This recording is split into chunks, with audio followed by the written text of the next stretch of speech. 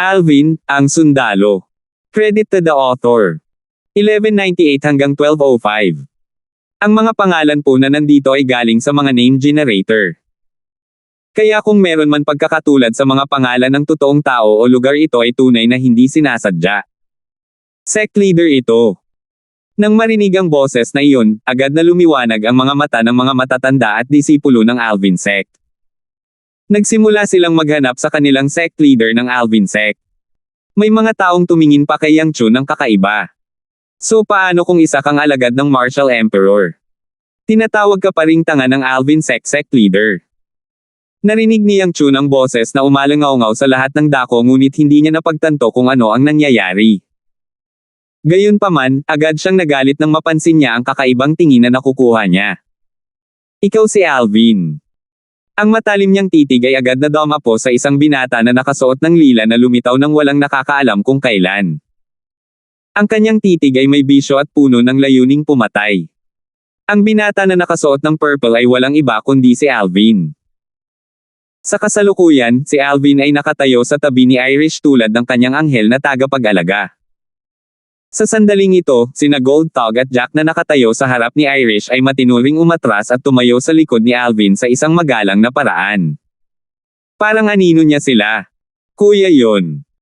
Tila hindi narinig ni Alvin ang tanong ni Yang Chun nang dumapo ang kanyang tingin kay Gareth na nakatayo sa likod ni Yang Chun. Sa araw na iyon, ang dahilan kung bakit ka umalis ng walang paalam sa sinuman ay upang makahanap ng ilang backup upang maaari kang magsagawa ng isang pagbabalik. Si Yang Chun na hindi pinansin ni Alvin ay naging mas malala pa ngayon.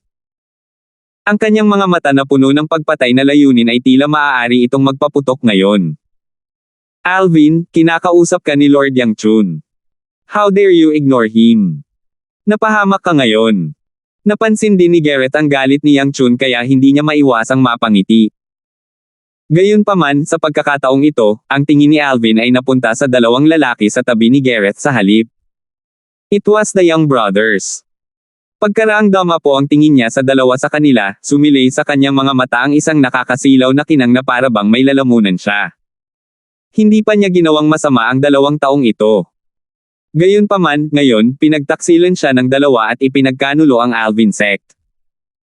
Sa harap ng pagngiti ni Gareth, sumagot si Alvin sa bilis na hindi nagmamadali o mabagal. Bueno, natatakot akong hindi mo malaman kung ako ay tiyak na mapapahamak o hindi. Sa sandaling ito, biglang sumilay ang takot sa mukha ni Yang Chun. Sa isang iglap, nawala siya sa kanyang kinatatayuan na para bang sinusubukan niyang tumakas sa isang bagay. Wala man lang siyang panahon para bigyan ng babala ang 3 tao sa tabi niya. Bang! Halos sa sandaling mawala si Yang Chun sa kanyang kinatatayuan, isang malakas na pagsabog na nakakasakit sa tainga ang umalangaw-ngaw. Bang! Bang! Bang! Isang sunod-sunod na tunog ng pagsabog na nakakabasag ng lupa ang pumasok sa tainga ng lahat. Marami sa mga disipulo ng Alvin sect na may mababang cultivation base ang labis na naapektuhan kaya sila ay dumudugo mula sa lahat ng 7 butas ng ulo. Kasabay nito, ang mga airwaves na pinaandar ng pagsabog ay naging mga bog zone ng malupit na bagyo na humampas sa buong lugar, na pinilit na duling ang mga mata ng marami sa mga alagad ng Alvin sect na may mas mababang cultivation base. Sa ilalim ng mapagbantay na mga mata ng iba, si Gareth at ang Young brothers na ligtas na nakatayo roon ilang sandali lang ang nakalipas ay biglang sumabog sa 3 ambon ng dugo sa isang kisap lang ng mata pagkatapos ng malakas na pagsabog. Ang ambon ng dugo ay tumalsik sa lahat ng dako tulad ng namumulaklak na apoy. Ito ay medyo maganda. Katahimikan. Natahimik ang buong eksena. Maging si Yang Chun na umiwas sa gilid ay may matinding ekspresyon ngayon. Panay ang titig niya sa lugar kung saan pumutok ang 3 ambon ng dugo. Isang napakalaking figure ang katatapos lamang na lumitaw. Ang 3 metrong taas na dambuhalang figure ay pumasok sa paningin ng lahat at nagulat sila. P-Puppet. Hindi naman ako nananaginip, di ba? Sa isang sandali, maraming tao ang nagpapalitan ng tingin sa isa't isa bilang isang kaisipan na halos pareho ang nabuo sa kanilang isipan. Maraming tao ang kinurot pa ang sarili nilang mga hita ng brutal. Nang maramdaman na lamang nila ang matinding sakit sa kanilang mga hita ay natitiyak nilang hindi sila nananaginip. Kailan kaya ang isang pupe ay nagtataglay ng napakalakas na lakas? Pagpatay sa isang 8th level martial monarch at dalawang 7th level martial monarch sa isang kisap lang ng mata. Nanlamig ang kanilang mga gulugod habang iniisip nila ito. Naturally, hindi lang ito ang nagpagulo sa kanila. Matapos ang 3 metrong taas na dambuhalang puppet na iyon ay lumitaw, talagang itinaas nito ang isang kamay na parang tao at inilagay ang 3 spatial ring at higit sa 10 profundity fragment na nakapaloob sa ambon ng dugo. Pagkatapos, sa ilalim ng nalilitong mga mata ng grupo ng mga tao, itinapon ng Popeye ang lahat ng spatial rings at profundity fragment. Ang direksyon na ibinato nito sa kanila ay patungo sa lugar kung saan umaaligid si Alvin. Swish! Swish! Swish! 3 spatial ring at higit sa 10 profundity fragment ang lumipad sa kalangitan patungo sa kanilang target, si Alvin. Nang malapit na sila sa kanya, casual niyang kinuha ang mga ito at itinago sa loob ng sarili niyang spatial ring. Nang makita ito, natahimik ang lahat. Akala ko aatakehin niya ang sect leader gamit ang mga spatial ring at profundity fragment na iyon. Hindi ko akalain na ipinapasa talaga nito ang spatial rings at profundity fragment sa sect leader. Maaari bang may magsabi sa akin kung ano talaga ang nangyayari? Bakit may napakalakas na lakas ang isang puppet? Ito ay hindi lohikal. Wala pa akong narinig na ganito kalakas na puppet sa Cloud Continent. At ang pinakamahalaga ay mukhang nakikinig din ang puppet na ito sa mga utos ng sect leader. Akala ko ang isang puppet ay maa-activate lang ng kaukulang inscription formation. Kapag na-activate na ito, kikilos ito ng mag-isa at hindi kikilalanan ang may-ari nito. Bakit ito nakikinig sa utos ng sect leader? Narinig ko iyan. Ilang buwan na ang nakalipas, nagbid ang sect leader sa Mysterious Silver sa auction fair na inorganisa ng Blackwell Clans Auction Square sa Arctic City. Mysterious Silver. Ano yun? Ang Mysterious Silver ay isang espesyal na material na magpaparinig sa isang puppet sa mga utos kapag ito ay nakipag-ugnayan sa inscription formation at sumanib sa katawan ng Popeye. Nakikita ko. Habang nag-uusap ang grupo ng mga matatanda at disipulo ng Alvin sect, hindi na nila nakitang kakaiba na ang Popeye ay nakinig sa kanilang sect leader, ang utos ni Alvin. Gayunpaman, bukod sa nabigla sa kung gaano kalakas ang Popeye, sila ay natarante rin. Wala pa sa kanila ang nakarinig ng ganoon kalakas na Popeye. Masyadong makapangyarihan ang Popeye na ito. Napakalakas nito na nagbibigay ng goosebumps sa mga tao. Sa tingin ko ang dalawang vice-sect leader na iyon hindi mo akalain na haantong sila sa ganoon kahit na sa kanilang pagkamatay. Sa tingin ko ay pinatay na sila ng Popeye ng sect leader bago pa nila napagtanto ang nangyayari.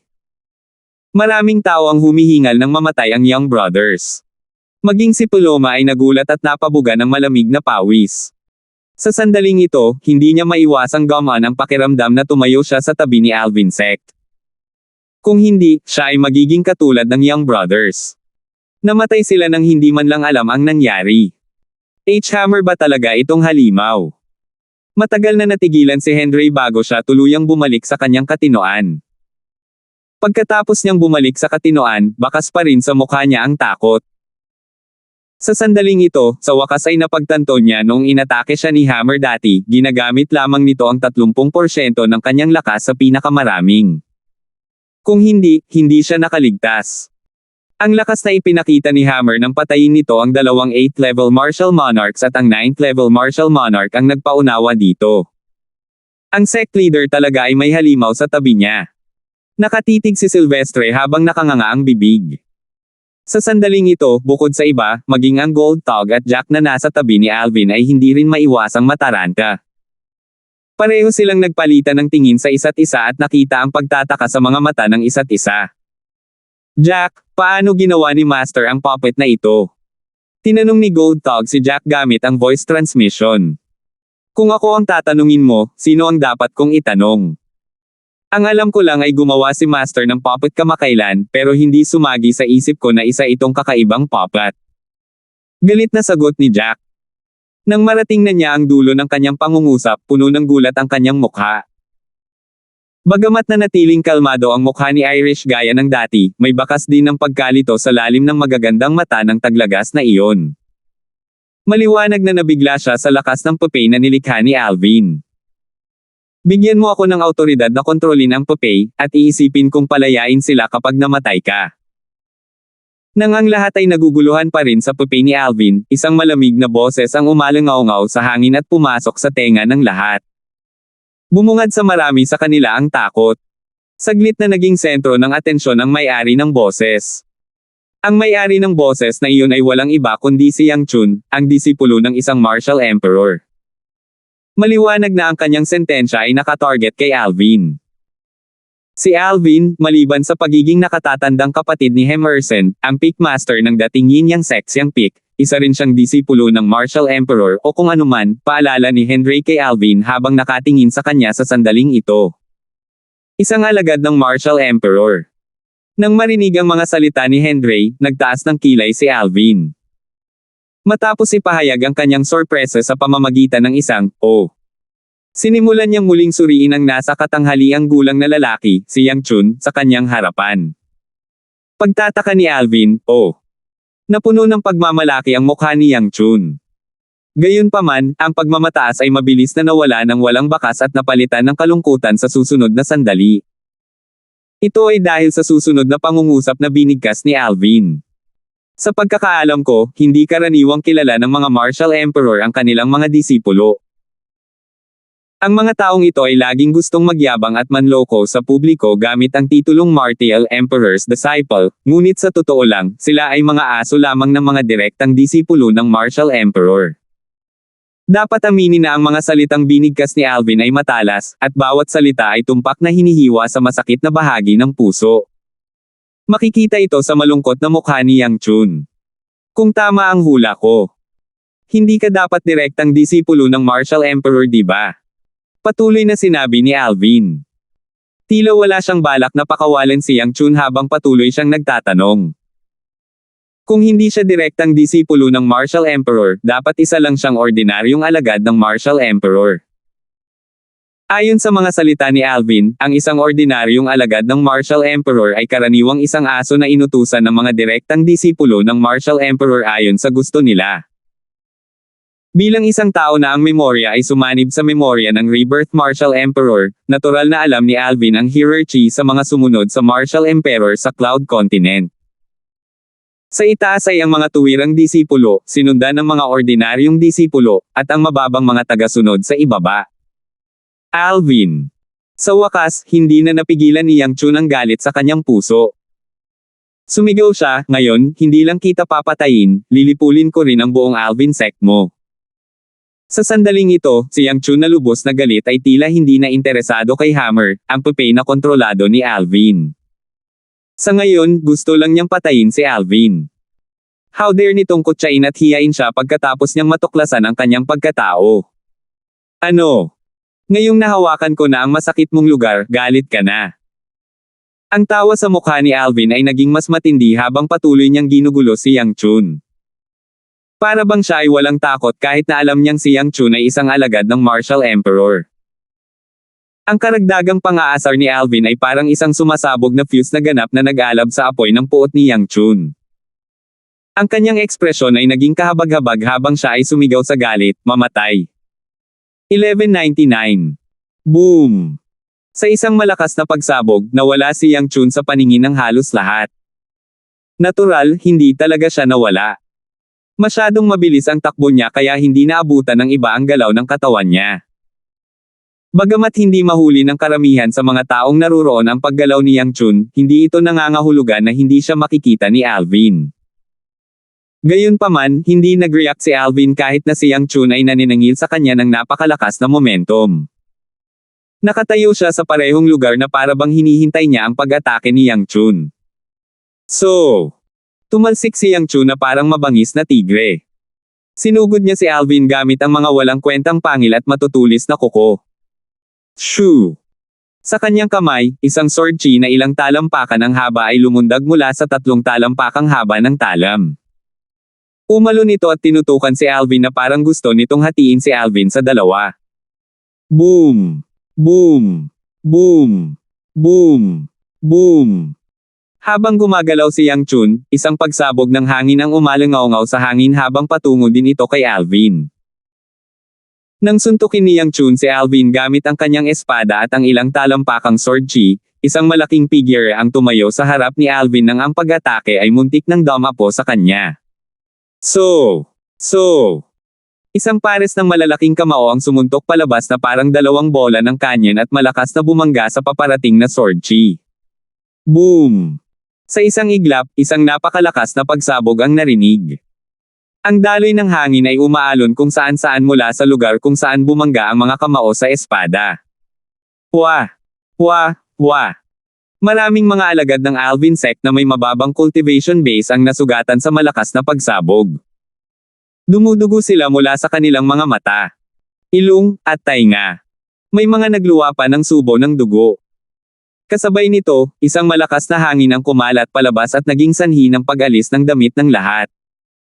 Ang mga hindi naapektuhan ay matamang nakatingin sa eksenang nasa harapan nila. Ang malaking figure na dumating sa isang napapanahong paraan bago si Alvin at pinrotektahan siya sa pamamagitan ng pagharang sa welga ni Yang Chun gamit ang mga kamao nito ay ang 3 metrong taas na pepey. Nang makita ni Henry ang pepey at si Yang Chun ay nasa deadlock, binasag niya ang katahimikan habang sumisigaw, "Martilyo, magaling! Hammer!" So hammer ang tawag sa kanya. Noon nalaman ng lahat ng naruroon ang pangalan ng pepey ni Alvin. Hua! Hindi nagtagal, nalipat ang kanilang atensyon sa kawalan sa itaas ng hammer at Yang Chun. Dalawang nagpapakilos na heaven at earth energy ang bumubuo sa heaven and earth phenomenon. 5 sinaunang itim na dragon na silhouette at 1,000 sinaunang may sungay na mga dragon ang lumitaw sa walang laman sa itaas ng hammer bago ang 5 sinaunang itim na mga dragon na silhouette at 5,000 sinaunang may sungay na mga dragon ay lumitaw sa void sa itaas ng Yang Chun. Boom! Nang nabuo ang heaven and earth phenomenon sa walang laman sa itaas ng hammer at Yang Chun, isa pang malakas na pagsabog ang tumunog. Ito ay ang sword chi mula sa grade 1 na spirit sword sa mga kamay ni Yang Chun. Bigla itong sumulpot at itinulak ang magkabilang kamao ni Hammer. Napaatras ng ilang hakbang si Hammer, at nanginginig ng husto ang katawan niya dahil dito. Ang pagkakaiba ng lakas ng 4,000 sinaunang may sungay na dragon ay ganap na nadaig si Hammer. Hindi ginawa ni Yang Chun ang kanyang buong puwersa sa naunang welga. Gumamit lang siya ng lakas ng 5 sinaunang itim na dragon, at hinarang ito ni Hammer. Agad siyang nagalit. Ito ay labis na nakakahiya para sa kanya nang ang kanyang pag-atake ay naharang ng isang pepey. Agad siyang nagcast ng 4th level Monarch Stage Profundity na hindi niya ginamit kanina, sa wakas ay inilabas niya ang kanyang buong kapangyarihan na katumbas ng lakas ng 5 sinaunang itim na dragon at 5,000 sinaunang may sungay na dragon. Dahil doon, ang lakas ng sword chi mula sa grade 1 na spirit sword sa kanyang mga kamay ay madaling nadaig ang lakas ni Hammer at napaatras si Hammer. Ang lakas ng 5 sinaunang itim na dragon at 1,000 sinaunang sungay na dragon. Malakas talaga ang pepey ng sect leader. Iyon ang dahilan kung bakit nagagawa niyang agad na pumatay ng 3 tao sa itaas ng 7th level martial monarch stage. Ang kanyang lakas ay maihahambing sa isang 9th level martial monarch stage martial artist. Sa katunayan, maaaring mas malakas pa siya kaysa sa karamihan ng mga martial artist ng 9th level martial monarch stage. Maaari talagang pakilusan ng Yang Chun na ito ang lakas ng 5 sinaunang itim na dragon at 5,000 sinaunang sungay na dragon. Ang puppet ng sect leader ay hindi katugma sa kanya. Ilang buwan na ang nakalipas, nagawang patayin ng sect leader ang mga pinuno ng 4 na pinakamalaking first-rate forces ng mag-isa. Noon, ang ipinakitang lakas ng sect leader ay katumbas ng lakas ng 4 na sinaunang itim na dragon at 9,000 sinaunang may sungay na dragon. Ilang buwan lang ang lumipas. Kahit na bumuti ang sect leader, natatakot ako na bubuti lang siya ng 1,000 o 2,000 sinaunang may sungay na mga dragon. Ibig bang sabihin, ang lakas ng sect leader ay kapantay ng kanyang puppet?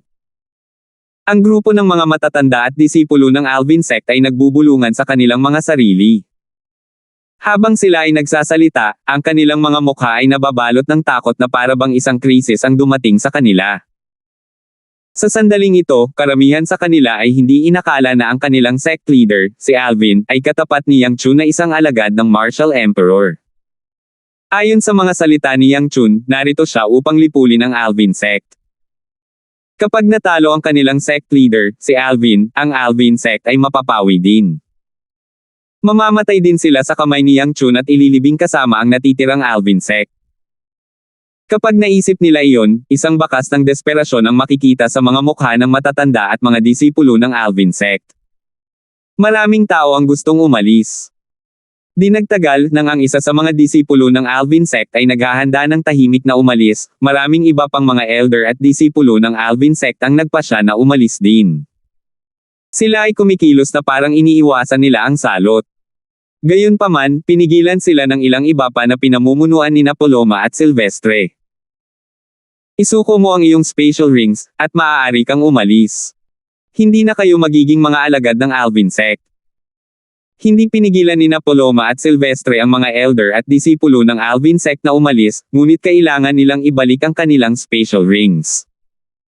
Sa kanilang spatial rings, may mga origin stones na nakuha mula sa estate ng Alvin sect, grade 1 spirit weapons at grade 1 na mga table tasks na ginawa at pinino ng mga grade 1 na manggagawa ng armas at grade 1 alchemist ng Alvin sect.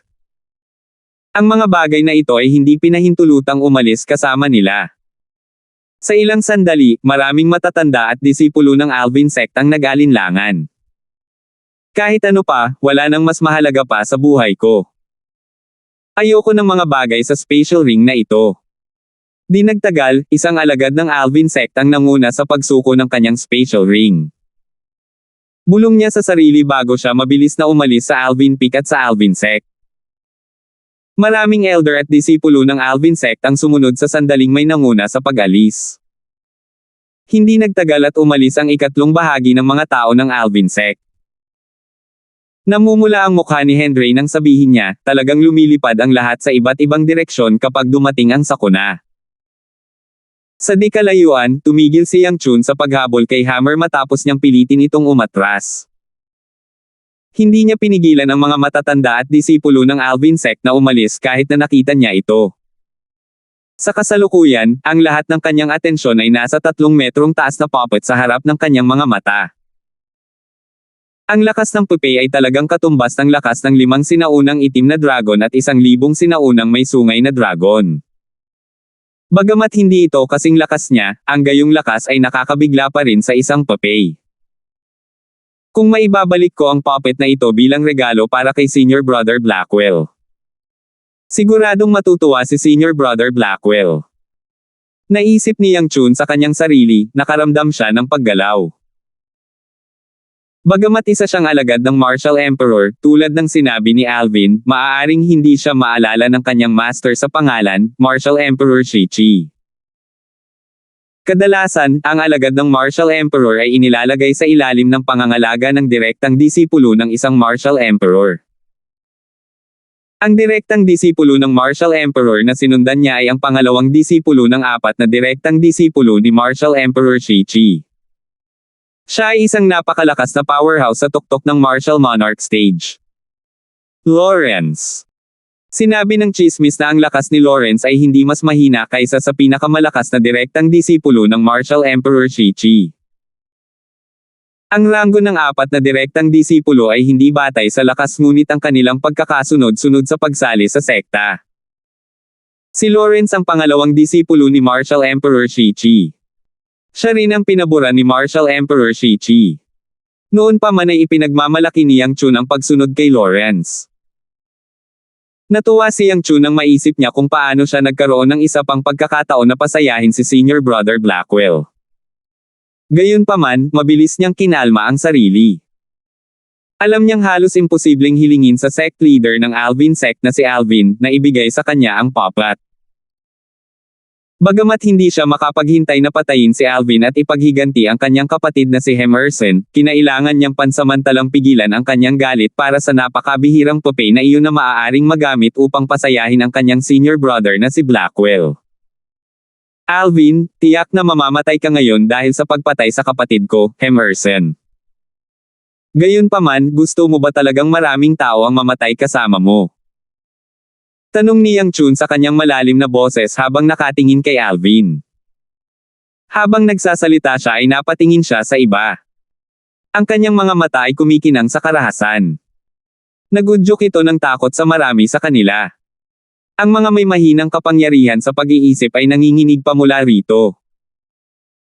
Tahimik na tiningnan ni Alvin si Yang Chun na para bang hindi siya naapektuhan ng mga salita ni Yang Chun. Alvin, bibigyan kita ng huling pagkakataon. Ibigay ang kontrol ng Pepei. Aalis ako pagkatapos kitang patayin at makuha ang kontrol ng Pepei, patuloy na sinasabi ni Yang Chun. Sa kanyang opinyon, ang target niya ngayon ay si Alvin. Gusto lang niyang patayin si Alvin. Wala siyang pakialam sa buhay o kamatayan ng iba. Bagaman malakas ang puppet mo, nakita mo sa sarili mo. It's no match for me. Mitiig ang pinaalalahanan siya ni Yang Chun. Ang mga salita ni Yang Chun ay nagdulot ng pag-asa sa isang maliit na bilang ng mga elder at disipulo ng Alvin sect. Tumingin sila kay Alvin ng may pag-asa, umaasang gagawin niya ang sinabi ni Yang Chun. Kung iyon ang kaso, maaari silang makatakas sa kamatayan sa pagkakataong ito. Gayunpaman, ang sumunod na pangungusap mula sa bibig ni Alvin ay nagdulot ng pagbabago sa kanilang mga mukha nang mapagtanto nilang hindi sasang-ayon si Alvin sa mga salita ni Yang Chun. Tapos ka na bang magsalita? Mahinahong tanong ni Alvin habang sinusulyapan niya si Yang Chun na may malamig na mga mata. Tapos ka na bang magsalita? Lubusang nagdilim ang mukha ni Yang Chun nang marinig niya ang casual na pahayag ni Alvin. Nagbanta siya, Alvin, dahil napakatigas ng ulo mo, isa-isa kong pinapatay ang mga mula sa Alvin sect. Pagkatapos silang lahat ay mamatay, papatayin din kita. Sana manatiling kalmado ka pa rin sa oras na iyon. Dapat mong malaman na hindi ako mapipigilan ng iyong Pepei. 1200. Nagbago ang ekspresyon ng mga naruroon nang matapos ni Yang Chun ang kanyang pangungusap. Hindi na hinintay ni Yang Chun na sumagot si Alvin. Gumalaw siya na para bang nag-transform siya sa isang kidlat. Nawala siya sa harap ng halos lahat ng tao habang dumiretso siya sa kanyang unang target. Ang una niyang target ay walang iba kundi si Irish na nakatayo sa tabi ni Alvin. So, napakabilis ni Yang Chun kaya kahit si Hammer, na inutusan ni Alvin na habulin si Yang Chun, ay hindi na nakahabol. Ang kanyang Malacanang na suntok ay dumapo sa isang bakanting lugar. Una, papatayin ko ang babae mo. Hindi nagtagal, dumating si Yang Chun malapit sa Irish, at ang origin energy ng grade 1 na spirit sword sa kanyang kamay ay lumundag. Maraming profundities ang sumunod dito na parang mga anino bago naging isang ilang talampakan ang haba na sword chi na dumiretso sa Irish. Bagamat hindi nakikita ng karamihan sa mga taong naruroon ang paggalaw ni Yang Chun, malinaw na nakikita sa kanilang mga mata ang sword chi na patungo kay Irish. Narinig din nila ang walang pakialam na mga salita ni Yang Chun. Alam nilang ang unang target ni Yang Chun ay ang babaeng nakasuot ng pula, si Irish, na nakatayo sa tabi ng sect leader ng Alvin sect. Matagal nang pinaghihinalaan ng lahat na siya ang asawa ng sect leader. Sa segundong iyon, karamihan sa kanila ay parang huminto ang kanilang mga puso. Ang napakagandang babaeng iyon ay mamamatay dito ngayon. Kasabay ng welga ni Yang Chun na may napakalakas na momentum, isang mabilis at malakas na hangin ang umihip sa kanyang mukha at sa kanyang magandang buhok, na naging sanhi ng paglipad ng kanyang buhok sa hangin. Mukha siyang ethereal na para bang isa siyang diwata na bumaba sa mortal na mundo. Sa sandaling ito, si Irish ay nanatiling walang malasakit kahit na siya ay nahaharap sa sitwasyon ng buhay o kamatayan. Para bang hindi niya alam ang paparating na krisis. Naturally, hindi ito nangangahulugan na hindi siya natatakot sa kamatayan. Bagamat nawala ang kanyang mga alaala, nakahanap siya ng bagong motibasyon para mabuhay. Ito ang lalaking kasalukuyang nakatayo sa tabi niya. Ito ay ganap na dahil sa kanyang walang pasubaling pagtitiwala sa lalaking iyon kaya nagawa niyang manatiling kalmado. MS Irish. Malaking pagbabago ang mga mukha ni na Gold Tog at Jack. Tulad ng karamihan sa mga elder at disipulo ng Alvin sect, naisip nila na ang lakas ni Alvin ay katumbas ng puppet, Hammer, sa karamihan. Hindi nila akalain na si Alvin ay mas malakas kaysa kay Yang Chun. Idiot. Isang mahinahon at walang pakialam na boses ang tumunog sa sandaling ito nang dumating ang ilang talampakan na sword chi bago si Irish sa isang kisap mata. Boom! Kasunod nito, narinig ng lahat ang isang malakas na pagsabog. Ang malakas na pagsabog ay kumalat, at ang mga alon ng hangin ay naging isang lagaslas ng mga bagyo na humampas sa buong lugar. Ang bugzo ng mga bagyo ay naging dahilan ng pagpikit ng mga mata ng karamihan. Nang sa wakas ay imulat nila ang kanilang mga mata, lahat sila ay nakakita ng isang hindi malilimutang tanawin. Diyos! Anong nakita nila? Hindi alam kung kailan, isang lilang figure ang nakatayo sa harap ni Irish na may 5 kulay na light shield sa paligid niya. Tila ba siya ay nakabalot sa loob ng isang translucent cocoon. Nang ang mabangis na hampas ni Yang Chun ay dumapo sa 5 kulay na light shield, nanginginig lang ito saglit bago nanimbalik ang kalmado. Paanong posible? Kapansin-pansing nagbago ang mukha ni Yang Chun habang nakatitig sa binata na naka-purple sa kanyang harapan. Puno ng gulat at pagkamangha ang kanyang mga mata. Kailangang malaman ng isa na ang kanyang naunang welga ay naglalaman ng kanyang buong lakas na katumbas ng lakas ng 5 sinaunang itim na dragon at 5,000 sinaunang sungay na dragon. Makikita iyon mula sa heaven and earth phenomenon sa walang laman sa itaas niya. Gayunpaman, ang kanyang pag-atake ay naharang ng kanyang defensive martial skill ng kanyang kalaban. Si Yang Chun ay ganap na natigilan. Hindi lang si Yang Chun. Lahat, bukod kina Alvin at Irish, ay natigilan din. Ang tanawin sa harap ng kanilang mga mata ay ganap na lampas sa kanilang imahinasyon. Sa simula, naisip nila na maaaring nagpigil si Yang Chun kapag nakita nila ang kanyang pag-atake na hinaharangan ng kanilang sect leader ng Alvin sect, ang defensive martial skill ni Alvin. Gayunpaman, nang makita nila ang heaven and earth phenomenon sa walang laman sa itaas ni Yang Chun, napagtanto nila na inilabas ni Yang Chun ang kanyang buong lakas sa pag-ataking iyon. Ang defensive martial skill ng sect leader ay talagang makakapigil sa strike ni Yang Chun na naglalaman ng kanyang buong lakas. Para harangin ang strike ni Yang Chun na naglalaman ng kanyang buong lakas gamit ang isang defensive martial skill. Gaano kalakas ang sect leader ngayon? Masyadong malaki ang pag-unlad ng sect leader, hindi ba? Dati nang makipaglaban siya sa mga pinuno ng 4 na pinakamalaking first-rate na puwersa, pinakilos niya lamang ang lakas ng 4 na sinaunang itim na dragon at 9,000 sinaunang sungay na dragon. Marahil nagpigil ang sect leader kanina, hindi niya inilabas ang buong lakas niya. Dapat lang. 4 na leader ng lower middle level first-rate forces ang hindi qualified para sa sect leader na gamitin ang buong lakas niya. Ang grupo ng mga elder at disciples ng Alvin sect ay nakabawi mula sa pagkabigla ng lumiwanag ang kanilang mga mata. Bagamat natutuwa sila na nagawa nilang makatakas muli sa kamatayan, nabigla sila sa kamangha-manghang lakas ni Alvin. Sa sandaling ito, pakiramdam nila ay wala silang masyadong alam tungkol sa kanilang sect leader, si Alvin. Kung hindi sila mawawalan ng tiwala sa kanilang sect leader. Hindi ko alam kung gaano kalakas ang sect leader ngayon. Ang heaven and earth phenomenon sa void sa itaas ng sect leader ay halos mabuo na.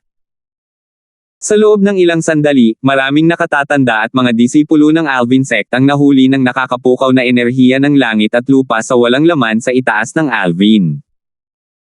Gayunpaman, mabilis silang nadismaya dahil ang heaven and earth phenomenon ay nawala bago ito nabuo. Ang 5 kulay na light shield kay Alvin ay nawala habang ang isang pambihirang 3 talampakang haba ay tumigil sa paggalaw at patuloy na nahulog sa kanyang mga kamay. Ito ay ang kanyang quasi-royal grade spirit sword. Para sa 5 kulay na light shield, nabuo ito ng defensive martial skill, ang 9 Dragons Barrier. Kanina, madali niyang nablock ang pag-atake ni Yang Chun sa pamamagitan ng paggamit nitong Heaven Rank Advanced Defensive Martial Skill mula sa 9 Dragons War Sovereign Technique gamit ang kanyang quasi-royal grade spirit sword. Sa kasalukuyan, ang kanyang lakas ay mas nauna kay Yang Chun. Sa nakalipas na ilang buwan, ni minsan ay hindi siya tumigil sa pag-unawa sa sword daw mula sa salitang sword, na iniwan ng sword saint kahit na siya ay nawalan ng bisa sa kanyang cultivation at comprehension ng fused profundity. Dahil dito, bumuti muli ang kanyang sword profundity. Ang pagpapabuti sa pagkakataong ito ay nagulat pa kay Alvin. Laking gulat niya kaya inabot siya ng kalahating araw para makarecover dito. Dahil sa kadahilanang iyon, ang kanyang lakas ay higit na nalampasan ang lakas ng 5 sinaunang itim na dragon at 5,000 sinaunang sungay na dragon. Kaya naman hindi siya natatakot kay Yang Chun. Bilang isang taong nagtataglay ng alaala ng Rebirth Martial Emperor, natural niyang mahulaan ang lakas ng isang ordinaryong disipulo sa ilalim ng isang Martial Emperor. Sa katunayan, sobra niyang tinansya si Yang Chun. Sa paningin ko, wala kang pinagkaiba sa kapatid mo, Emerson. Pareho kayong tanga. Malamig na sabi ni Alvin habang nakatitig kay Yang Chun na may nanlamig na tingin. Idiot. Nang marinig niyang tinawag siya ni Alvin na tulala sa ikatlong pagkakataon, nanginig ang katawan ni Yang Chun habang puno ng hiya at galit ang mukha nito. Gayunpaman, pinigilan niya ito. Bagamat hindi niya alam kung gaano kalakas si Alvin, isang bagay ang pinatunayan ng eksena kanina. Si Alvin ay mas malakas kaysa sa kanya. Hindi niya maisip kung paano napakalakas ng pinuno ng isang mas mababang antas ng first-rate na puwersa, ngunit sigurado siyang mas malakas ang kalaban kaysa sa kanya. Sa kanyang lakas, maaaring patayin siya ng kabilang partido sa isang kisap lang ng mata. Now what? Di ba sabi mo papatayin mo lahat ng nasa paligid ko, isa-isa? Nagpipigil pa. Sinulyapan ni Alvin si Yang Chun ng may pang-aalipusta bago siya sinisingil. Naging berde ang mukha ni Yang Chun bago ito namutla. Alvin, huwag mong hayaang isipin mo ito. Maraming tao sa mundong ito ang makakaharap sa iyo. Napangisi si Yang Chun sa pagkadismaya. Marahil maraming tao sa mundong ito ang makakaharap sa akin. Gayunpaman, hindi ka kasama dyan, panunuya ni Alvin. Habang nagsasalita siya, malamig na kumikinang ang kanyang mga mata na tila naghihintay ng pagkakataong lumunin siya. Samantala, isang malamig na pagpatay ang bumangon mula sa kanyang katawan. Takbo. Iyon lang ang nasa isip ni Yang Chun nang maramdaman niya ang layunin ng pagpatay mula kay Alvin. Gumalaw siya at nawala sa paningin ng karamihan. Nagbalak tumakas. Maraming tao ang nagulat sa biglang pagkawala ni Yang Chun nang may tumunog na boses. Boses iyon ng sect leader ng Alvin sect, Alvin. Kasunod nito, natuklasan nila na nawala din si Alvin. Ilang sandali pa, lumitaw si Alvin sa di kalayuan. Pagkatapos niyang magpakita ay may ibang figure din ang lumitaw sa harapan niya. Si Yang Chun iyon.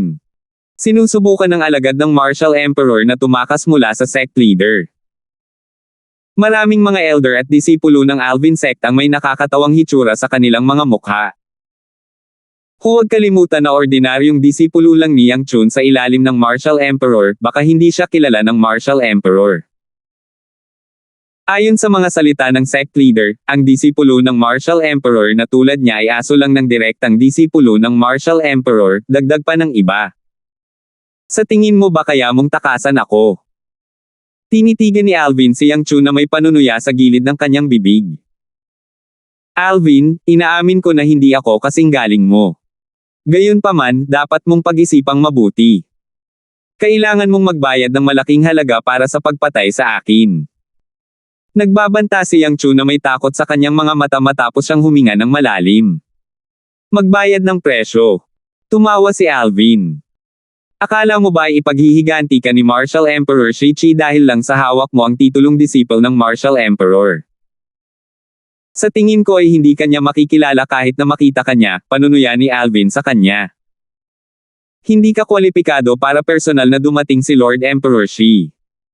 Madali kang papatayin ng sinumang direktang disipulo sa ilalim ni Lord Emperor Shi.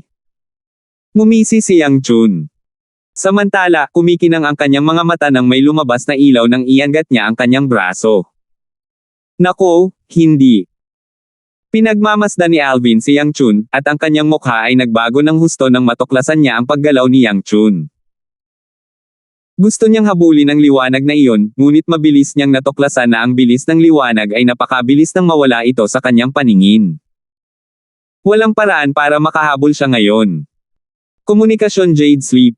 Namutla si Alvin.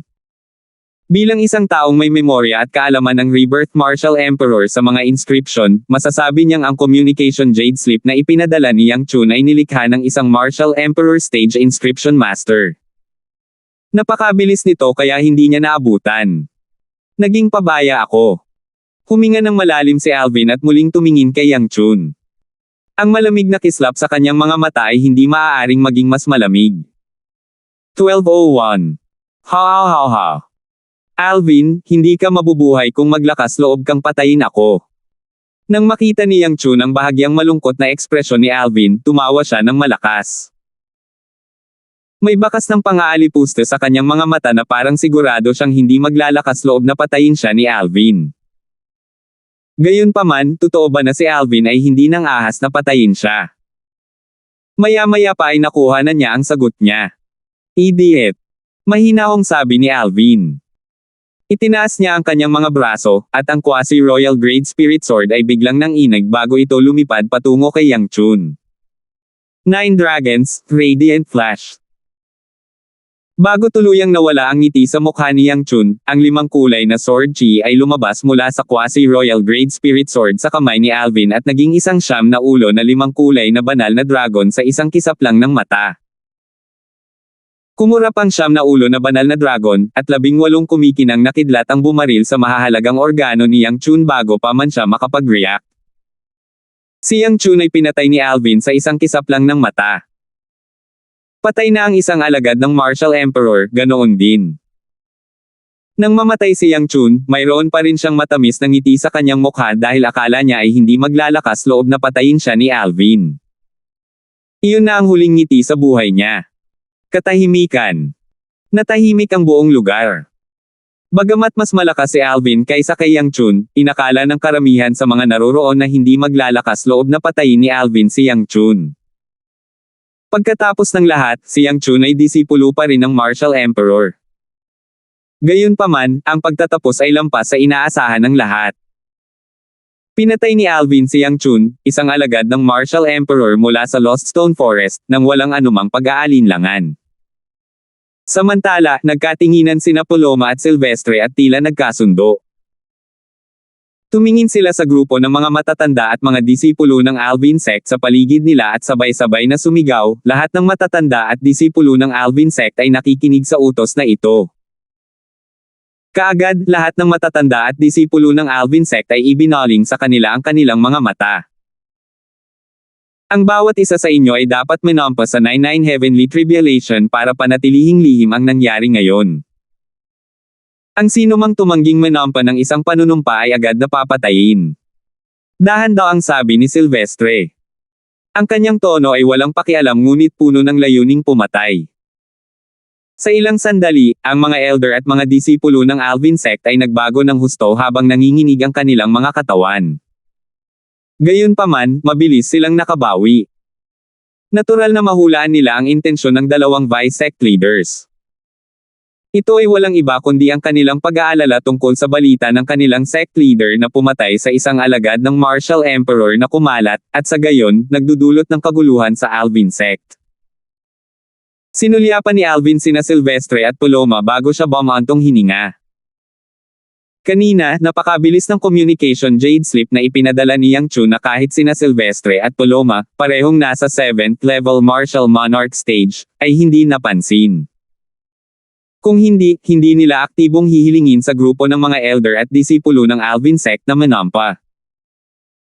Imposibleng ang communication jade slip na ipinadala ni Yang Chun ay makatawag pansin sa Martial Emperor na iyon.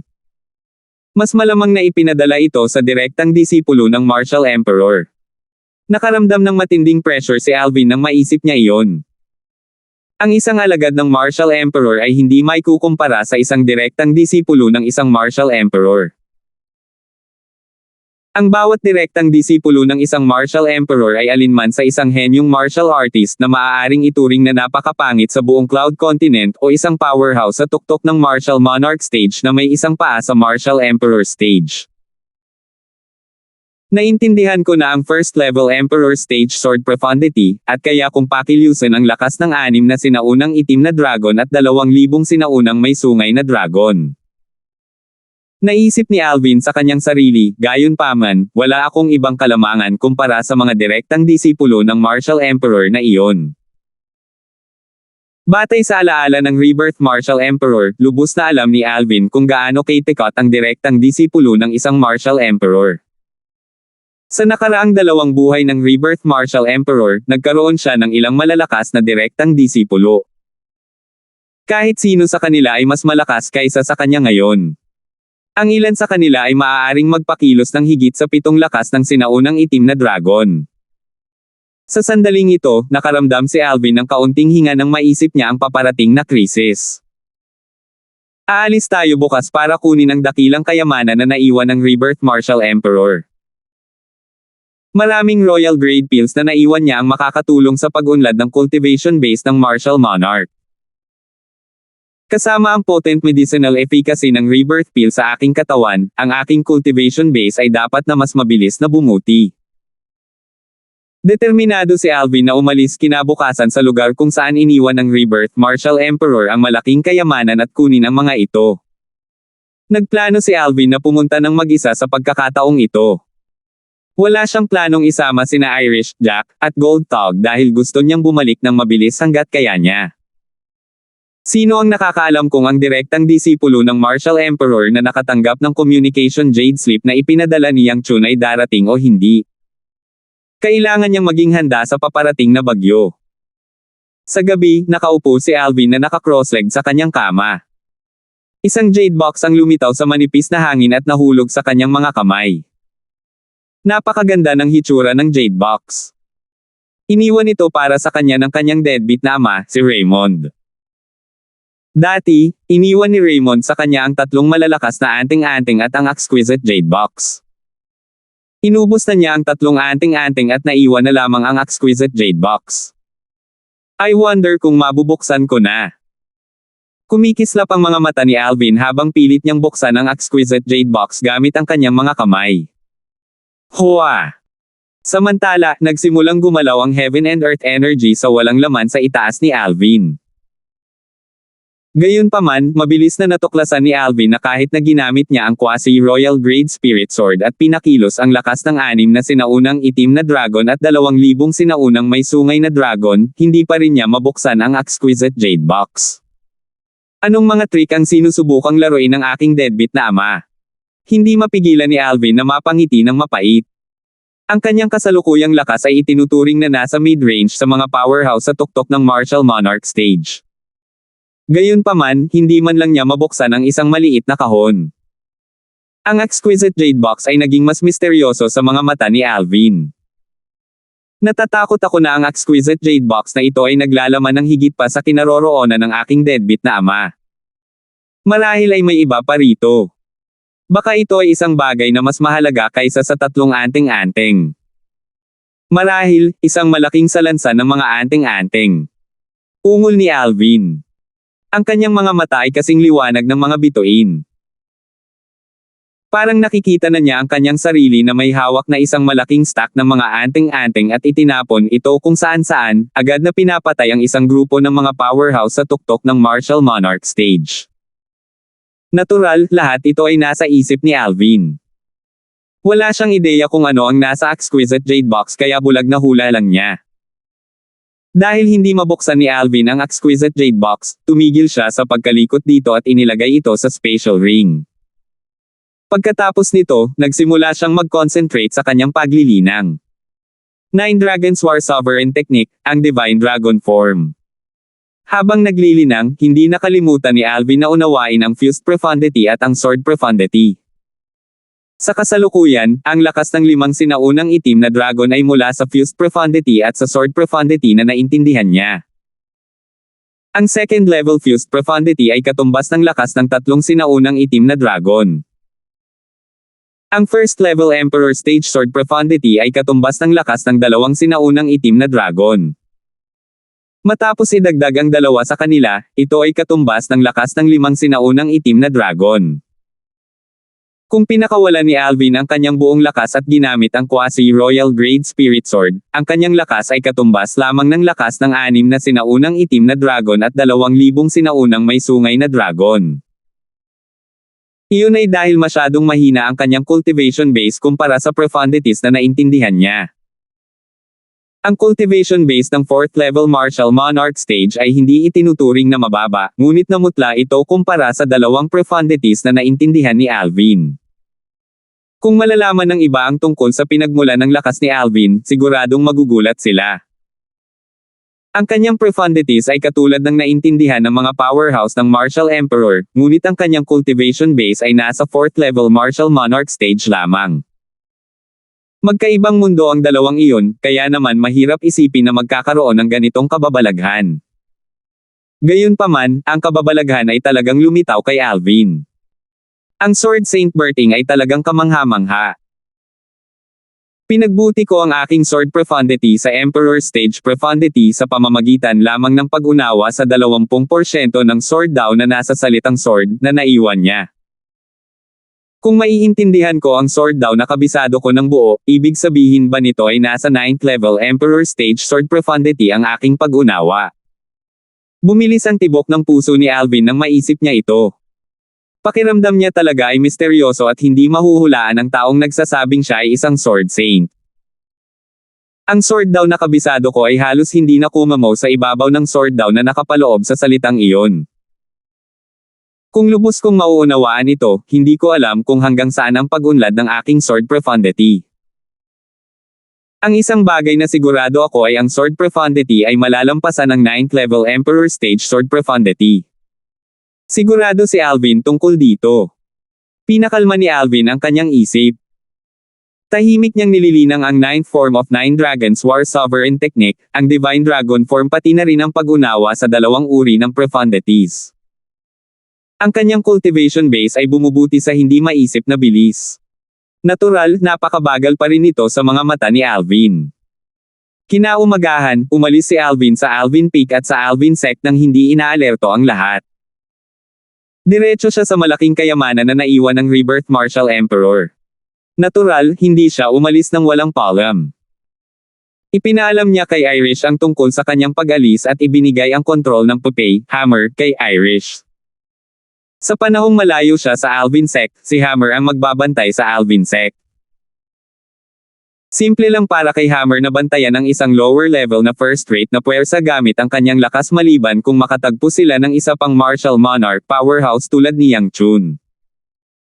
Iyon ang dahilan kung bakit maaaring umalis si Alvin ng payapa ang kanyang isipan. So, ang bilis na nilakbay ni Alvin ay napakabilis dahil pinalakas niya ito ng buong lakas at ang quasi-royal grade spirit sword. Karaniwang aabutin ng isang buwan ang paglalakbay, ngunit inaabot lamang siya ng 20 kakaibang araw bago siya dumating. Ang lahat ng ito ay dahil sa kanyang tagumpay sa sword profundity. Kung hindi, imposible para sa kanya na maglakbay ng napakabilis. 1202. Sa kanlurang bahagi ng Innerland, sa Lost Stone Forest. Isang itim na figure ang lumitaw mula sa manipis na hangin sa harap ng isang bahay na bato. Isa itong matangkad na kabataan na nakasuot ng itim na damit. Nakatayo siya roon na parang kaisa ng langit at lupa. Biglang itinaas ng binata na nakaitim ang kanyang braso at nahuli ang isang bahid ng liwanag na mabilis na gumagalaw. Nang dahan-dahan niyang ibuka ang kanyang palad, nakita niya ang isang napakaitim na jade na dumula sa kanyang kamay. Ito ay isang communication jade sleep. Nang magpadala ang binata na nakasuot ng itim na bakas ng origin energy sa communication jade sleep, isang balisa ngunit pamilyar na boses ang malinaw na narinig sa kanyang mga tainga. Senior Brother Blackwell, kung mabaygo akong bumalik, ibig sabihin ay pinatay na ako ng sect leader ng Alvin Sect, Alvin. Kung mamatay ako, ipaghiganti mo ako dahil lagi kong ginagawa ang lahat para pagsilbihan ka. Biglang huminto ang boses doon. Ang nakaitim na binata ay ang direktang disipulo ng Lost Stone Forest's Martial Emperor, si Lawrence.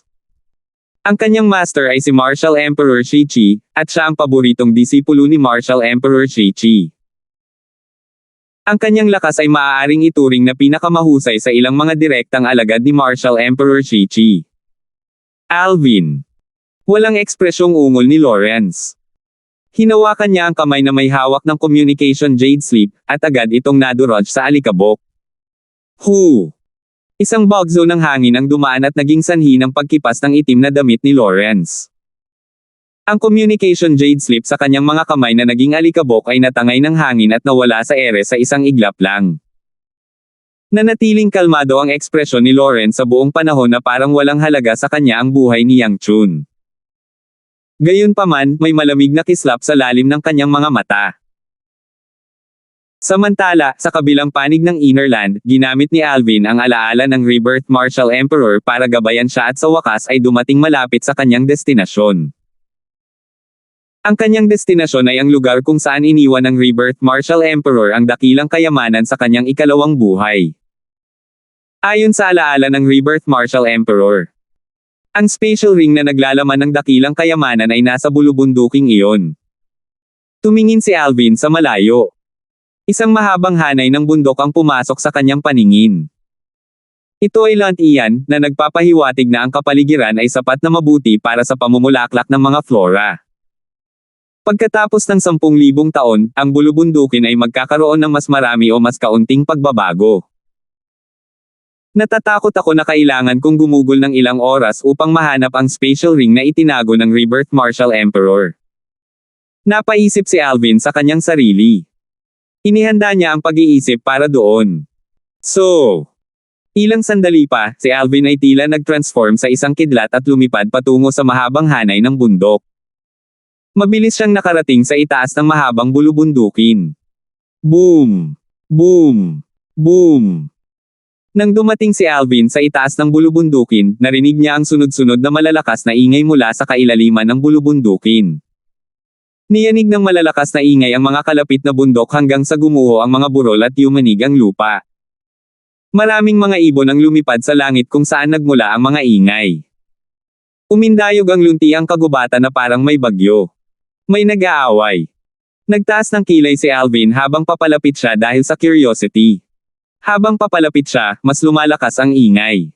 Nakakabingi. Hu! Hu! Hu!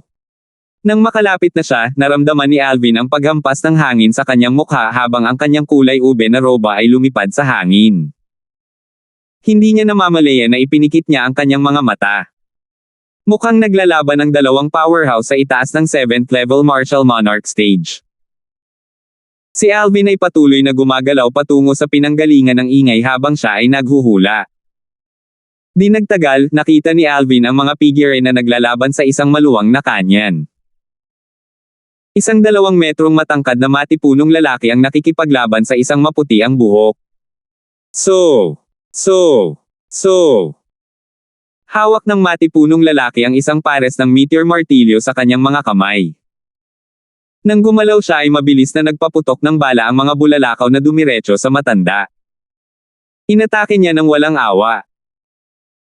Ang daloy ng hangin ay nag-compress at nag-umpisa ng sunod-sunod na pagsabog ng hangin na parang sumasabog na mga minahan kasunod ng mga martilyo ng meteor. Nagdulot ito ng nagngangalit na hangin na humahampas sa bawat direksyon. Clash! Clash! Clash! Sa kabilang banda, may hawak na tungkod ang matanda gamit ang 2 kamay.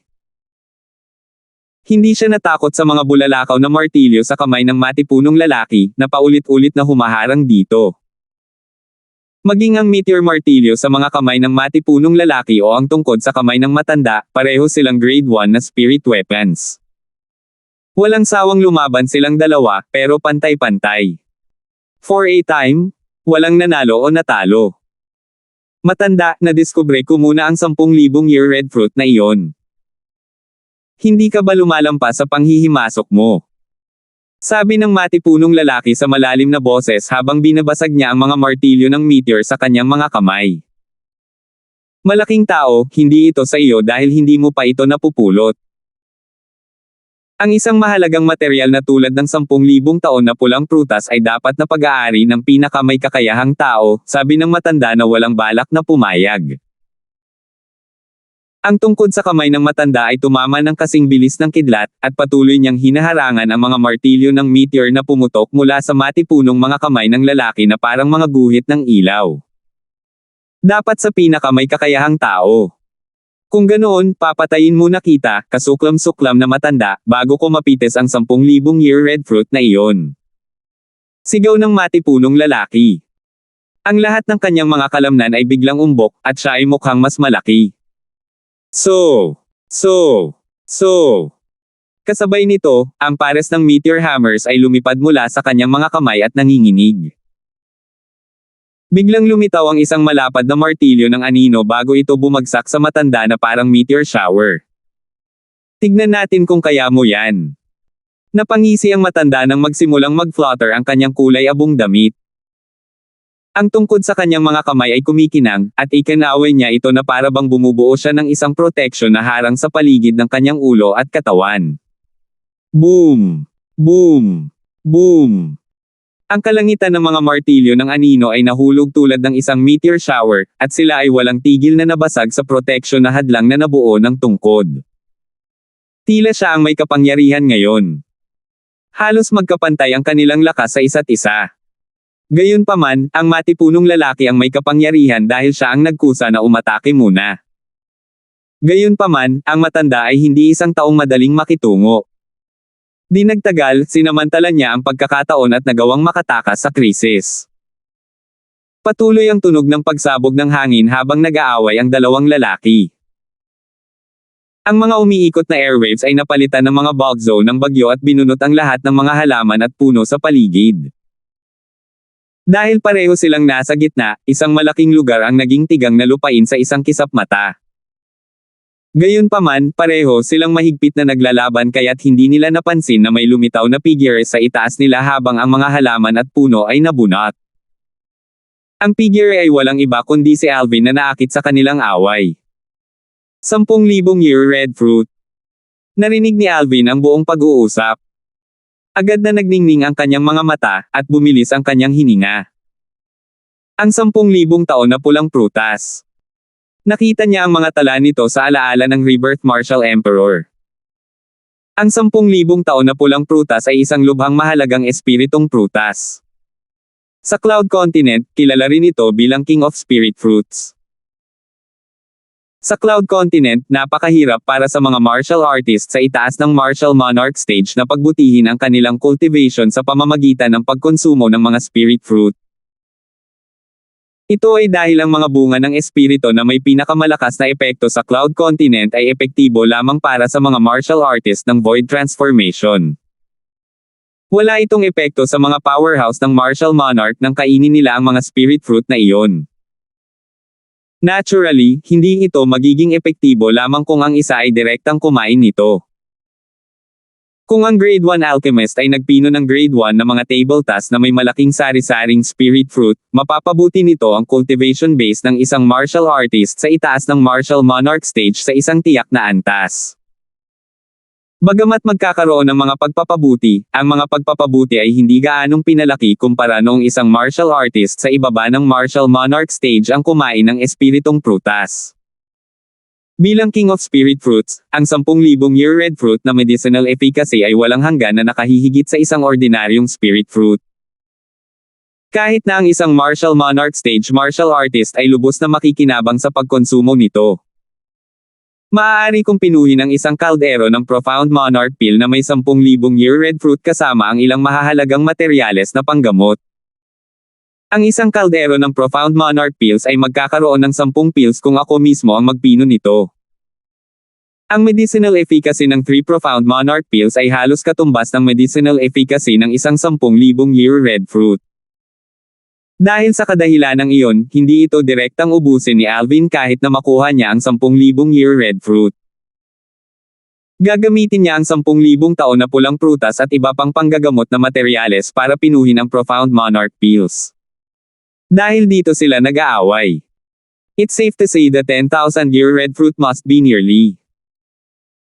Nang maisip iyon ni Alvin, nagsimula siyang maghanap sa paligid upang mahanap ang 10,000 taon na pulang prutas. Gayunpaman, nabigo siyang makahanap ng anuman pagkatapos maghanap ng ilang sandali. Bang! Sa oras na ito, isang malakas na pagsabog na nakadurog sa lupa ang umalingaw-ngaw sa hangin. Si Alvin ay likas na tumingin sa pinanggalingan ng tunog. Nakita niya ang matanda, na nawala ang kamay sa mga bulalakaw ng matipunong lalaki kanina, ay naglunsad ng isang malakas na ganting atake. Dama po ang tungkod sa kanyang kamay sa matipunong lalaki at agad na pinalipad ang matipunong lalaki. Boom! Nontog ang katawan ng matipunong lalaki sa pader bago ito bumagsak sa lupa nang wala ng buhay. Patay! Hayaan mo siyang dalhin ako dito. Ang mga mata ni Alvin ay nakatuon sa matandang lalaki habang itinatago niya ang spatial ring at profundity fragment ng matipunong lalaki. Sigurado siyang pupunta ang matanda sa kinaroroonan ng susunod na 10,000 year red fruit. Ang kailangan lang niyang gawin ay sundan ang matanda. Natigilan si Alvin nang makita niyang kumilos ang matanda. Humakbang sa himpapawid ang matanda at lumipad sa kabilang bahagi ng bulubundukin. Parang wala dito ang 10,000 year red fruit. Nasayang ang oras ko sa paghahanap dito. Umiling si Alvin bago niya hinabol ang matanda. Ang galaw ni Alvin ay sobrang patago, at napanatili niya ang layo mula sa matanda. Dahil doon, hindi napansin ng matanda ang kanyang presensya at pumasok sa isang kanyon sa kabilang bahagi ng bulubundukin. Ang kanyon ay lubhang makitid at mahalumigmig. Isang halaman ang nakatayo sa isang sulok ng kagubatan sa makitid na kanyon na hindi maabot ng sikat ng araw. May isang espiritong prutas na sobrang pula na halos kulay ube sa halaman. Akin ang 10,000 year red fruit. Nagningning ang mga mata ng matanda. Gusto niyang pumitas ng prutas upang tuluyan na itong mapasa kanya. Gayunpaman, sa segundong iyon nang abutin niya ang 10,000 taon na pulang prutas, nakaramdam siya ng kakaibang malakas na hangin sa tabi niya. Kapansin-pansing nagbago ang mukha niya. Sa susunod na sandali, natuklasan niya ang 10,000 taon na pulang prutas bago nawala ang kanyang mga mata. 1203. Ito talaga ang 10,000 year red fruit. Lumiwanag ang mga mata ni Alvin nang tingnan niya ang espiritong prutas na sobrang pula at halos kulay ube. Puno ng excitement ang boses niya. Bagamat binanggit ng matipunong lalaki at ng matandang lalaki ang 10,000 taon na pulang prutas noong sila ay nag-aaway, hindi sigurado si Alvin kung ito ang 10,000 taon na pulang prutas dahil maaaring magkamali ang matipunong lalaki at ang matanda. Ngayong nakita na niya ang bunga ng espiritu sa sarili niyang mga mata, nakumpirma niya ito. Ang espiritong prutas ay talagang ang 10,000 taon na pulang prutas dahil ito ay eksaktong kapareho ng 10,000 taon na pulang prutas sa memorya ng Rebirth Martial Emperor. Ayon sa alaala ng Rebirth Martial Emperor, nalaman ni Alvin na ang Rebirth Martial Emperor ay nakakuha ng 10,000 taon na pulang prutas na kamukha ng kanyang mga kamay sa kanyang unang buhay. Sa makatuwid, lubos niyang natitiyak na ang espiritong prutas sa kanyang mga kamay ay ang 10,000 taon na pulang prutas. Ang boses ni Alvin ay malinaw na narinig ng matandang lalaki na ang likod ay nakaharap kay Alvin. Nagbago ang kanyang mukha, at sumigaw siya, "Sino iyon?" Habang sumisigaw ang matanda, mabilis siyang tumalikod para umatras na parabang natatakot siyang tambangan ng nasa likod niya. Ilang saglit pa ay nakita na niya ang taong nakatayo sa likuran niya. Isa itong gwapo at mag-ara na binata na nakasuot ng purple na may hugis espada na kilay. Tumingin siya sa paligid ng 25 taong gulang. "Sino ka?" Tanong ng matanda sa malalim na boses habang nakatingin sa binata na nakasuot ng lila na nakatayo sa kanyang harapan. Ang taong tinititigan ng matanda ay walang iba kundi si Alvin. Sa oras na ito, nakabawi na rin si Alvin mula sa kanyang pagkabigla. Walang pakialam niyang sinulyapan ang matanda. "Hindi mahalaga kung sino ako. Higit sa lahat, gusto ko itong 10,000 year red fruit." Nang magsalita si Alvin, ang kanyang tono ay hindi mapakali. "Ngunit natagpuan ko ito," sabi ng matanda. Bagamat hindi niya alam kung gaano kalakas ang binata na nakasuot ng purple na nauna sa kanya, nakita niyang medyo malakas ang binata base sa bilis nito. Kung hindi naman kailangan, ayaw niyang masaktan siya. Gayunpaman, ang 10,000 taon na pulang prutas ay may malaking halaga sa kanya. Kung kaya niya itong ubusin, maaaring makalusot siya mula sa 8th level Martial Monarch stage hanggang sa 9th level Martial Monarch stage.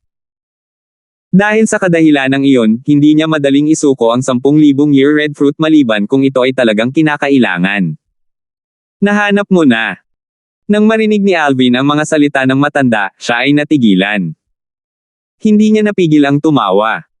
Kung tama ang pagkakaalala ko, itong 10,000 year red fruit ay natagpuan ng malaking tao, tama ba?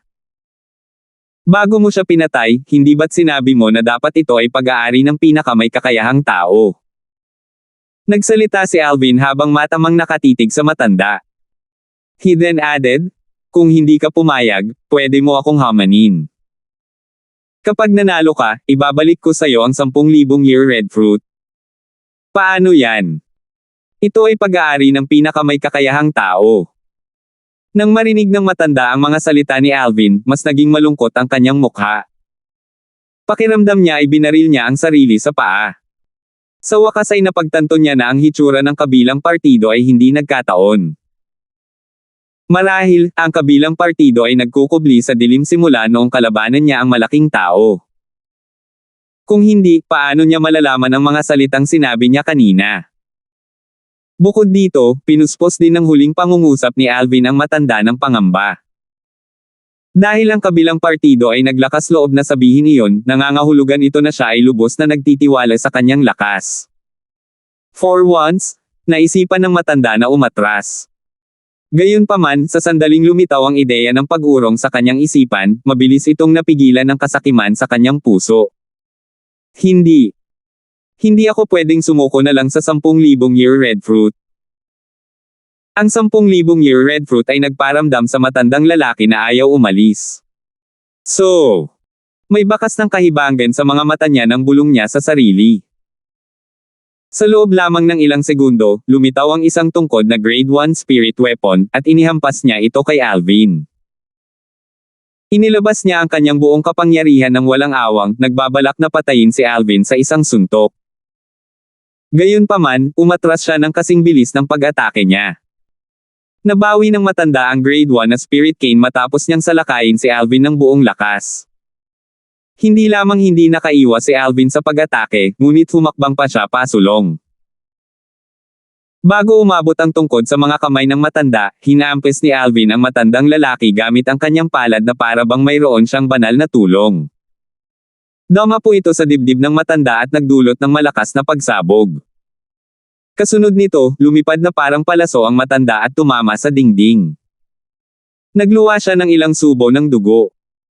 Talagang pinigilan ni Alvin ang kanyang lakas. Kung hindi, siya ay napatay sa isang iglap gamit ang lakas ni Alvin. Ang isang martial artist lamang ng 8th level martial monarch stage ay hindi sapat para mag-alala kay Alvin. Matapos malagutan ng hininga ang matanda ay agad siyang kumuha ng nakapagpapagaling na tabletang panggamot at ininom ito. Tumingin siya kay Alvin, na nakatayo sa malapit, sa takot pagkatapos niyang bahagyang gumaling. Sa sumunod na sandali ay agad siyang tumakbo palayo ng walang sinasabi. Hindi niya maiwasang mapabuntong hininga nang matuklasan niyang hindi siya hinabol ni Alvin. Pagkaalis ng matanda, naramdaman niyang pati ang panloob na suot niya ay basang-basa na rin sa malamig niyang pawis. Sa unang pagkakataon sa kanyang buhay, naramdaman niyang napakalapit na niya sa kamatayan.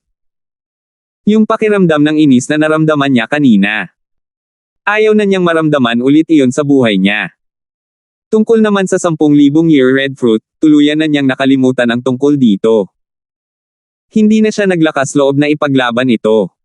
Kaya lang, ang 10,000 year red fruit ay kay Alvin. Pagbalik ko, hihilingin ko kay Paloma na ihanda ang iba pang mga panggamot na materyales. Kapag natipon na ang lahat ng mga panggamot na materyales, aayusin ko ang isang kaldero ng Profound Monarch Pills kasama nitong 10,000 year red fruit. Hindi mapigilan ni Alvin na matuwa nang maisip niya ito. Makalipas ang ilang sandali, nabawi niya ang kanyang loob at inilagay ang 10,000 taon na pulang prutas sa spatial ring na para bang nakakuha siya ng isang mahalagang kayamanan. Mukhang maswerte ako. Nakakuha ako ng 10,000 year red fruit bago pa man lang matagpuan ang dakilang kayamanan ng Rebirth Martial Emperor, bulong ni Alvin sa sarili habang sumili ang ngiti sa kanyang mukha. Dapat kong hanapin ang malaking kayamanan ng Rebirth Martial Emperor ngayon. Sinimulan ni Alvin ang paghahanap sa bulubundukin ayon sa alaala ng Rebirth Martial Emperor mula 10,000 taon na ang nakalilipas. Sinadya niyang hanapin ang spatial ring na naiwan ng Rebirth Martial Emperor. Sa ikalawang buhay ng Rebirth Martial Emperor, nakolekta niya ang lahat ng uri ng mga kayamanan at mga bihirang materyales at inilagay ito sa isang walang may-ari na spatial ring. Gusto ni Alvin ang spatial ring dahil ang pagkuha nito ay katumbas ng pagkuha ng malaking kayamanan ng Rebirth Martial Emperor. Nasaan na? Matapos maghanap ng isang araw at isang gabi, wala pa ring natuklasan si Alvin. Pagkaraan ng 10,000 taon, ang bulubundukin ay, higit pa o mas kaunti, ay nagbago. Sa makatuwid, hindi naging madali para kay Alvin na hanapin ang spatial ring na naiwan ng Rebirth Martial Emperor. Kailangan niya ng ilang oras. Sa wakas, pagkaraan ng 3 araw at 3 gabi, nahanap ni Alvin ang spatial ring na naiwan ng Rebirth Martial Emperor. Ang spatial ring ay inilibing ng malalim sa ilalim ng lupa. Hindi ito mahahanap ni Alvin kung hindi dahil sa kanyang matalas na espiritual na enerhiya. Tumulo. Tinusok ni Alvin ang kanyang daliri at isang patak ng dugo ang bumagsak sa bagong nakuha na kakaibang spatial ring na nagtatag ng blood ownership claim. Sa wakas, nakuha ni Alvin ang pagmamayari ng spatial ring. Sa isang pag-iisip lamang, nakita niya ang lahat sa spatial ring. Ang spatial ring ay napakalawak na ito ay nakakatakot. Karapat-dapat itong maging royal grade spirit weapon na ginawa ng Rebirth Martial Emperor. Napakaluwang nito. Ang espasyo ng spatial ring sa mga kamay ni Alvin ay napakalawak na maihahambing ito sa isang maluwang na ari-arian. Gayunpaman, ang atensyon ni Alvin ay mabilis na nakuha ng ibang bagay. Sa loob ng maluwang na spatial ring, may mga bulubunduking tambak ng mga kayamanan at mga bihirang materyales. Si Alvin ay nasilaw dito at natigilan ng mahabang panahon. Ang mga bagay na ito ay naiwan ng Rebirth Martial Emperor. Ito ang dakilang kayamanan. Simula ngayon, sa kanya na ang lahat. His. Matapos huminga ng malalim, huminahon si Alvin at nagsimulang mag-imbentaryo ng lahat ng mga kayamanan at mga bihirang materyales sa spatial ring. Siya ay lubos na nasisipsip sa kanyang gawain. Sa kabila ng pagiging handa sa pag-iisip, bumibilis pa rin ang tibok ng puso ni Alvin kapag nahaharap sa napakaraming kayamanan. Lumipas ang oras. 1 buwan na ang lumipas sa isang kisap mata. Alvin Peak, Alvin Sec. Who? Isang bugzo ng hangin ang lumitaw, at isang itim na figure ang lumitaw sa itaas ng tuktok ng Alvin Peak. Isa itong matangkad na kabataan na nakasuot ng itim. Ang gwapo niya. Hindi galit ang mukha niya pero kahanga-hanga. Nang tumayo siya roon, para siyang kaisa ng langit at lupa. Sa isang sulyap lang, masasabing hindi siya simpleng tao. Biglang gumalaw ng bahagya ang labi ng nakaitim na binata, at sinabi niya, Alvin. Hindi ito malakas, ngunit naglalaman ito ng origin energy. Kaya naman kumalat ito sa bawat sulok sa Alvin Peak. Sino ang tumatawag sa sect leader? Parang galing sa summit yung boses. Sa ilang sandali, ang buong Alvin sect ay nayanig.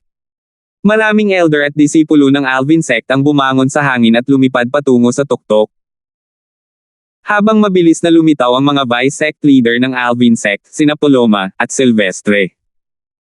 Sunod-sunod ding lumitaw sina Irish, Gold Thug, at Jack. Jack, sino sa tingin mo? Tanong ni Gold Thug kay Jack sa pamamagitan ng voice transmission. Paano ko malalaman? Tiningnan ni Jack si Gold Thug at saka bumulong, may naririto para sa young master, ngunit hindi pa rin siya bumabalik. Hindi ko alam kung kaibigan siya o kalaban. Di nagtagal, ang bawat elder at disipulo ng Alvin Peak na wala sa closed-door cultivation ay nagtipon sa tuktok ng Alvin Peak. Pagdating sa summit, ang isang grupo sa kanila ay tumingin sa nakaitim na kabataan sa di kalayuan at nagsimulang mag-usap sa kanilang mga sarili. Siya ba ang tumawag sa pangalan ng sect leader kanina? Parang ganon. Sinusukat ng maraming alagad ng Alvin sect ang binata na nakasuot ng itim. Sino ka? Bakit mo hinahanap ang sect leader natin? Tanong ni Paloma sa malalim na boses habang nakatingin sa binata na nakaitim.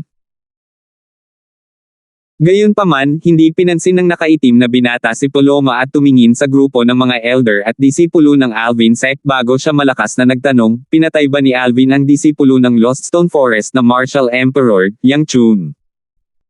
Pabigla-bigla ang tanong ng binata na nakaitim na walang makapag-react. Ang mga mukha ng mga maaaring nagbago ng husto. Bagamat walang umamin, ang ekspresyon ng kanilang mga mukha ay tiyak na nagbigay sa kanila. Nanatiling hindi nagbabago ang ekspresyon ng nakaitim na binata, ngunit ang kanyang tono ay may bahid ng lamig habang paulit-ulit niyang sinasabi, napakagaling, napakabuti. 12:04. Sino sa inyo si Alvin? Kalmadong tanong ng binata na nakaitim na nakasuot habang nakatingin sa mga taong nasa harapan niya. Sa sandaling ito, ang lahat sa Alvin sect ay mukhang medyo natakot. Batay sa tanong ng nakaitim na binata, malinaw na narito siya para sa alagad ng Martial Emperor na si Yang Chun. Bukod dito, narito siya upang ipaghiganti si Yang Chun. Dahil ang disipulo ng Martial Emperor na iyon, si Yang Chun, ay pinatay ng sect leader. Kung ang taong ito ay isa ring alagad ng Martial Emperor tulad ni Yang Chun, sigurado akong hindi siya magkakaroon ng lakas ng loob na pumunta sa Alvin sect natin ng mag-isa. Maraming matatanda at disipulo ng Alvin sect ang nag-usap sa kanilang sarili. Gayunpaman, ang taong ito ay naglakas loob na pumunta sa ating Alvin sect ng mag-isa, dapat talaga siyang magtiwala sa kanyang kakayahan. Kailangan niyang maging mas malakas kaysa kay Yang Chun, biglang sabi ng isang elder ng Alvin sect. Dahil sa sinabi niya, tumahimik ang buong lugar. Ang kanyang kakayahan ay mas makapangyarihan pa kaysa kay Yang Chun, at narito siya para ipaghiganti si Yang Chun. Ang taong ito kaya ay direktang disipulo ng Martial Emperor. Ang direktang alagad ng Martial Emperor. Iyon ang pinakamakapangyarihang tao sa ilalim ng Martial Emperor. Ito ay isang taong madalas na nakakakilala sa Martial Emperor at nakakakuha ng payo at turo mula sa Martial Emperor. Ang kakayahan ng isang taong tulad nito ay hindi matamo ng lahat ng tao dito. Wala silang magawa kundi mapagpakumbabang tumingin sa taong ito. Matalino ka para malaman mo ang pagkatao ko. Ang nakaitim na binata ay tumingin sa nakatatanda sa Alvin sect at mahinahong sinabi, tama. Ako ang direktang disipulo ng Martial Emperor. Ang aking amo ay si Martial Emperor Shi Chi ng Lost Stone Forest. Si Yang Chun ay isang alagad lamang ng Martial Emperor na nagpatakbo para sa akin. Dumagundong. Parang palagpak ng kulog ang sinabi ng binata na nakasuot ng itim. Dahil dito, nagbago ang ekspresyon ng maraming tao, at may takot sa kanilang mga mata. Bagamat naisip nila kanina na ang binata na nakasuot ng itim na nasa harapan nila ay maaaring direktang disipulo ng Martial Emperor, nagbigay ito sa kanila ng ibang pakiramdam ng kumpirmahin ng taong ito ang kanilang mga haka-haka. Kung tutuusin, may pagkakataon na baka nagkamali sila ng haka-haka. Gayunpaman, nagbago ang sitwasyon ng kumpirmahin ito ng taong iyon. Martial. Ang direktang disipulo ni Martial Emperor. Siya ba talaga ang direktang disipulo ng Martial Emperor na iyon? Totoo yata. Ayon sa kanya, kahit si Yang Chun ay isang taong nagpapatakbo para sa kanya. Hindi ko talaga inaasahan na pupunta siya sa Alvin sect para sa isang tao na dating nagpapatakbo para sa kanya. Parang kasabihan na, alaman mo kung sino ang amo ng aso bago bugbugin. Dapat pakiramdam niya ay tinatapakan ang pride niya. Ang mga mukha ng isang grupo ng mga elder at disipulo ng Alvin sect ay sunod-sunod na nagbago. Bukod sa gulat ay nakaramdam din sila ng takot. Alvin, binibigyan kita ng 3 buntong hininga. Kung hindi ka magpapakita, sisirain ko ang Alvin sect mo. Bagamat kalmado ang tono ng binata na nakaitim, parang diniin ng bundoktay sa kanilang mga dibdib nang marinig nila ito. Ito ay suffocating. Ang aming sect leader ay wala sa loob ng 2 buwan, at hindi pa siya bumabalik, sabi ni Silvestre na may nakakatakot na ekspresyon sa kanyang mukha. Hindi niya inaasahan na ang nakaitim na binata sa harapan niya ay direktang alagad ng Martial Emperor. Taglay niya ang kakayahang sirain ng Alvin sect ng mag-isa. Isantibi ang katotohanang wala ang kanilang sect leader, kahit na narito siya, naniniwala si Silvestre na kaya pa rin ng taong iyon na sirain ang Alvin sect. Ang direktang disipulo ng isang Martial Emperor ay nasa tuktok ng Martial Monarch stage. Ang mga ordinaryong Martial Monarch powerhouses ay hindi maihahambing sa kanya. Bagamat makapangyarihan ang kanilang sect leader, maaaring hindi siya katapat ng taong ito. Tama, nagsalita si Paloma pagkatapos ni Silvestre, na sumusuporta sa kanyang sinabi. Tila nag-aalala siya na ang direktang disipulo ng Martial Emperor ay hindi maniniwala sa mga salita ni Silvestre. May takot din sa mga mata ni Paloma. Umalis siya. Bahagyang ipinikit ng binata na nakaitim ang kanyang mga mata bago ito muling binuksan. Isang bakas ng kasamaan ang sumilay sa kanyang mga mata. Kasunod nito, tumingin siya sa paligid at sinabi sa kanyang malalim na boses, kung ganoon, bibigyan ko kayong lahat ng 2 opsyon. Isa, humanap ng taong mamamatay sa ngalan ni Alvin. O dalawa, papatayin ko kayong lahat, mabisang mapuksa ang Alvin sect. Ginagawa niya ito para sa kanyang pride. Wala siyang pakialam kung si Alvin o ang mga taong pinapahalagahan ni Alvin ang namatay. Bagamat hindi siya nabahala tungkol sa pagkamatay ni Yang Chun, naging kampanya si Yang Chun sa loob ng maraming taon. Si Alvin ay nakipagtalo sa maling tao. Iyon ang dahilan kung bakit ang binata na nakaitim na nakadamit ay napilitang gumawa ng isang bagay tungkol dito. Freewa. Tila nagdulot ng alon sa lugar ang sinabi ng binata na nakasuot ng itim. Ginawa nito ang lahat, kabilang sina Silvestre at Paloma, na nagbago ng kanilang ekspresyon. Gayunpaman, walang mga boluntaryo. Ni Silvestre o Paloma ay hindi nagboluntaryo kahit na sila ang vice-sect leaders. Hindi ito biro. Siguradong mamamatay sila kung sila mismo ang nagboluntaryo. Bagamat kaya nilang iligtas ang lahat sa sekta kung magboluntaryo silang mamatay para sa kanilang sect leader, paano nila maiaalay ang sarili nilang buhay para iligtas ang iba? Anong gagawin? Anong gagawin? Marami sa mga elder at disipulo ng Alvin sect ang nataranta. Sino ang handang mamatay para sa ating sect leader? Ang pagsasakripisyo ng isang tao ay magliligtas sa buong sekta. Maaalala natin ang taong nagboluntaryo. Bullshit. Bakit hindi ka mag-volunteer, at maaalala ka namin? Ako. Nakakatakot ang hitsura ng grupo ng mga elder at disipulo ng Alvin sect habang nakatingin sila sa isa't isa. Walang gustong magboluntaryo. Mukhang mahal ninyong lahat ang inyong buhay, tinutuya sila ng binata na nakaitim habang pinagmamasdan ang eksenang nangyayari sa kanyang mga mata. Kung ganoon, ipapadala ko kayong lahat sa impyerno. Kasunod nito, ang mga alon ng nakakatakot na aura ay tumaas mula sa katawan ng binata na nakaitim nang iangat niya ang kanyang braso. Ang kakilakilabot na aura ay labis na mapang-api kaya ang mga disipulo ng Alvin sect na iyon na may mababang cultivation base ay nagbago ng kanilang ekspresyon. Baka sa mukha nila ang kawalan ng pag-asa. Ito ang kapangyarihan ng direktang disipulo ng isang martial emperor. Sabi mo hahayaan mo sila basta may mag-volunteer, diba? Sa sandaling ito, isang mahinahon ngunit malamig na boses ang umalangaw-ngaw sa hangin na humadlang sa binata na nakaitim. Boses iyon ng babae. Nanggaling ito sa malayo. Kasunod nito, lumitaw ang isang maapoy na pulang silwete na parang isang duwende ng apoy. Lumitaw ito sa harap ng mga tao at nakatayo doon na nakatingin sa binata na nakaitim. Miss Irish, hayaan mo akong kumatawan kay Young Master. Kasabay nito, lumitaw din ang dalawang silhouette. Mataimtim na tiningnan ng isa sa mga nasa katanghaliang gulang ang babaeng nakasuot ng pulang damit. Ang babaeng nakasuot ng pula na kalalabas lang ay si Irish. Malamig niyang tinitigan ang nakaitim na binata sa kanyang harapan nang lumitaw ito. Ang sekta niya ay ang sekta ko, mahinahong tugon niya kay Jack na kararating lang na para bang ang paggawa nito ay isang bagay na syempre. Ang ganda. Ang mga mata ng nakaitim na binata ay nakadikit kay Irish sa sandaling lumitaw siya. Marami na siyang nakitang magagandang babae sa kanyang buhay, ngunit karamihan sa kanila ay mababaw. First time niyang makakita ng ganito kaganda at matikas na babae tulad ng red-clad na babae sa harap niya.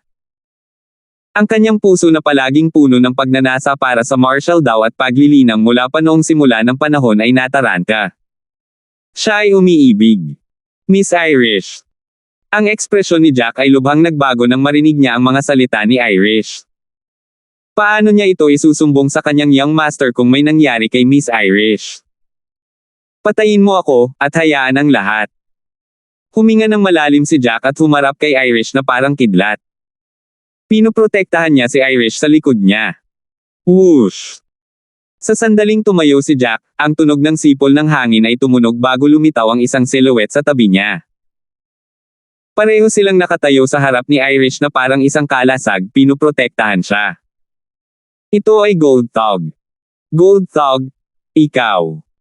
Hindi napigilan ni Jack na matigilan nang makita niya ang Gold Thug na pinoprotektahan si Irish tulad niya. Makatuwirang isakripisyo ni Jack ang kanyang buhay para sa kanyang young master na matagal na niyang sinusundan. Gayunpaman, ito ay naiiba para sa Gold Thug dahil ang oras na ginugol niya sa kanyang young master ay maikli. Ano? Hindi makapaniwalang gagawin ko ang ganoon. Mahinahong ngumiti si Goldtog. Baka sa kanyang mga mata ang paggalang. Mula sa ikalawang guro na naghiganti sa ating angkan, ibinigay ko na ang aking buhay sa kanya.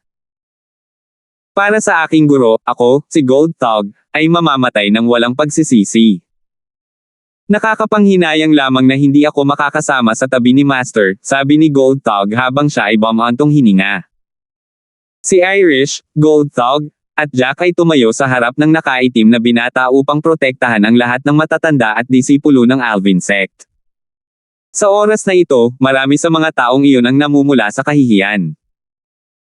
Ako, si Silvestre, ay handang isakripisyo ang aking buhay para din sa sect leader. Maya-maya, si Silvestre na ilang beses na nagbago ang ekspresyon ay lumipad sa tabi ni Jack at Goldtog. Sanay ang mga mata niya sa binata na nakaitim. Palagi niyang tinitingala ang sect leader mula noong siya ay sumali sa Alvin sect. Bukod dito, nakakuha din siya ng maraming benepisyo mula sa sect leader. Mapapahiya siya sa sarili niya kung hindi siya magboluntaryo. Nakaramdam na siya ng labis na pagkakasala sa hindi niya pagboluntaryo kanina.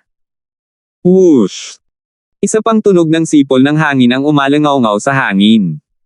Lumabas din si Paloma upang magboluntaryo. Dahil dito, ang dalawang vice-sect leader ng Alvin sect, sina Silvestre at Paloma, ay nakakuha ng respeto ng mga elder at mga disipulo ng Alvin sect na naroroon sa eksena.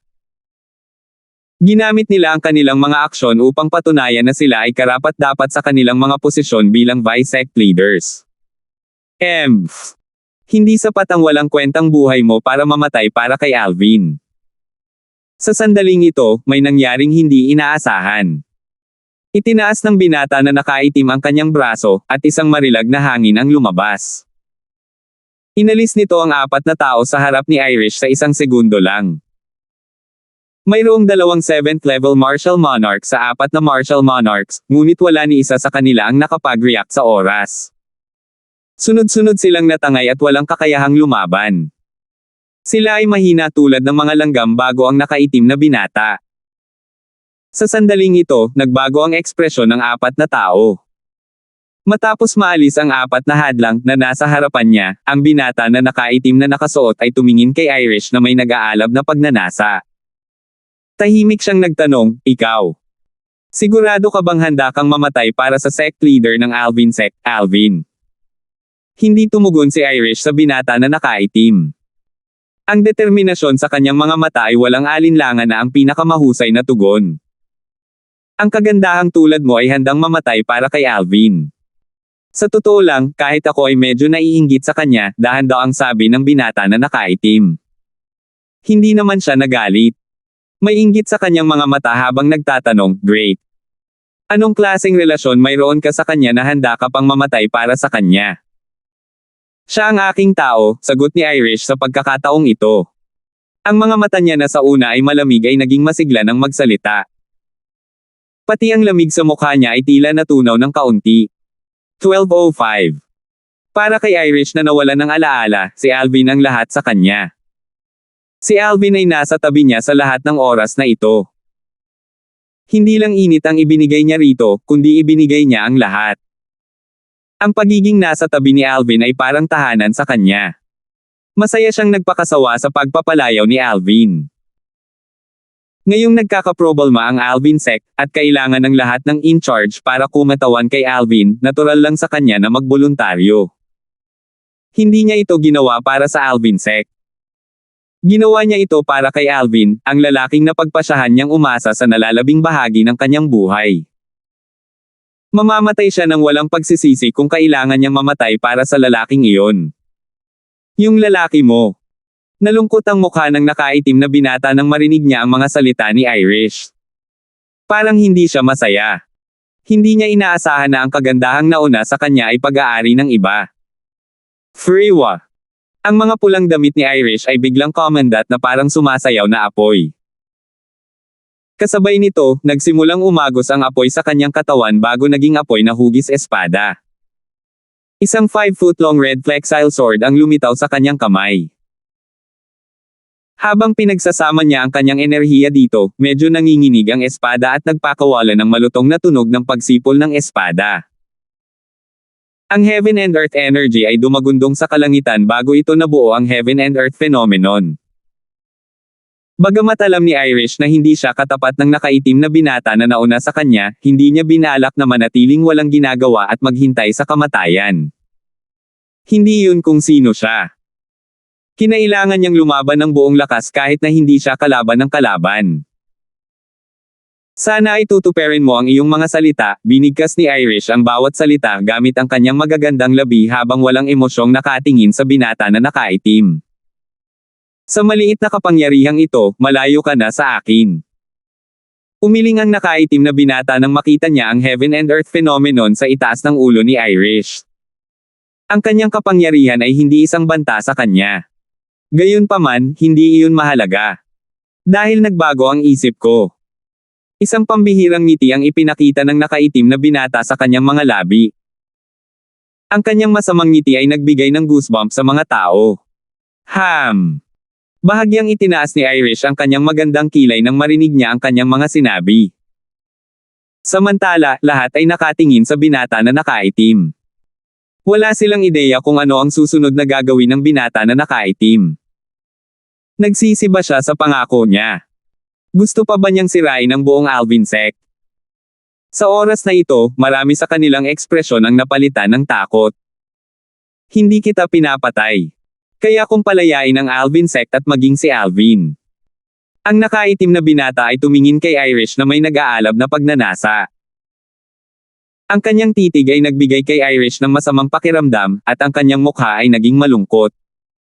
Ang kalagayan mo. Si Irish ay maramaw sa kanyang mga salita. Maging babae ka.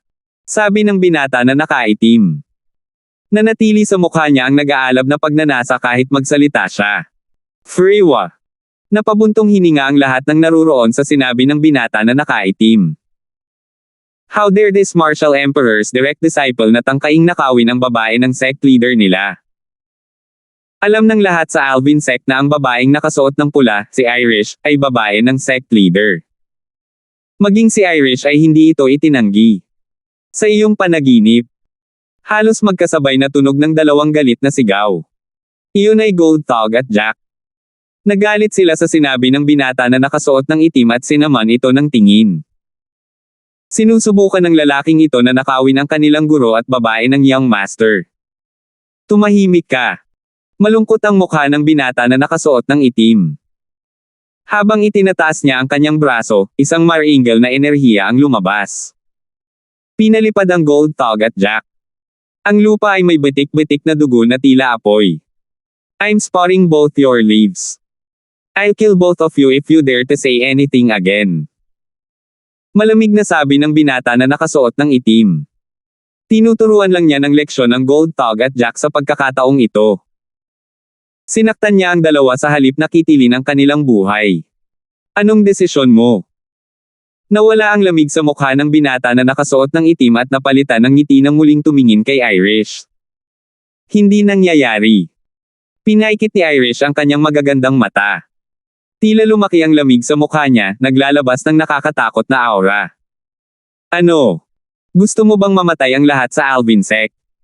Napangiti ang nakaitim na binata. Binyantaan niya si Irish na may kaakit-akit na ngiti sa kanyang mukha. Sa sandaling sinabi niya iyon, nagbago ang ekspresyon ng karamihan sa mga matatanda at disipulo ng Alvin sect. Akala nila makakatakas sila sa kamatayan. Hindi nila akalain na magiging ganoon lang ang sitwasyon. Ang kanilang kalooban ay nahulog mula sa langit hanggang sa impyerno sa isang kisap lamang ng mata. Ang mga elder at disipulo ng Alvin sect ay lumingon kay Irish. Gusto nilang malaman kung anong desisyon ang gagawin ni Irish. Whatever, mahinahong sagot ni Irish. Tila hindi siya naabala sa pananakot ng binata na nakaitim. Natigilan ang binata na nakasuot ng itim. Hindi niya inaasahan na ganoon ang tugon ni Irish. Hindi mo ba gustong protektahan ang Alvin sect para sa iyong lalaki? Bumubunot ka na ba ngayon? Hindi pinansin ni Irish ang binata na nakasuot ng itim. Gayunpaman, ang kanyang walang takot na mga mata ang pinakamahusay na hindi direktang tumugon. Simple lang ang gusto niyang sabihin. Hindi siya natatakot na mamatay, ngunit imposibleng makuha siya ng binata na nakaitim.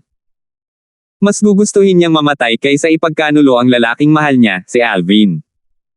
Great, great. Huminga ng malalim ang binata na nakaitim at sinabing great ng 2 beses. Marami sa mga elder at disipulo ng Alvin sect ang naiwan sa pagdududa matapos marinig ang mga salita ng binata na nakasuot ng itim.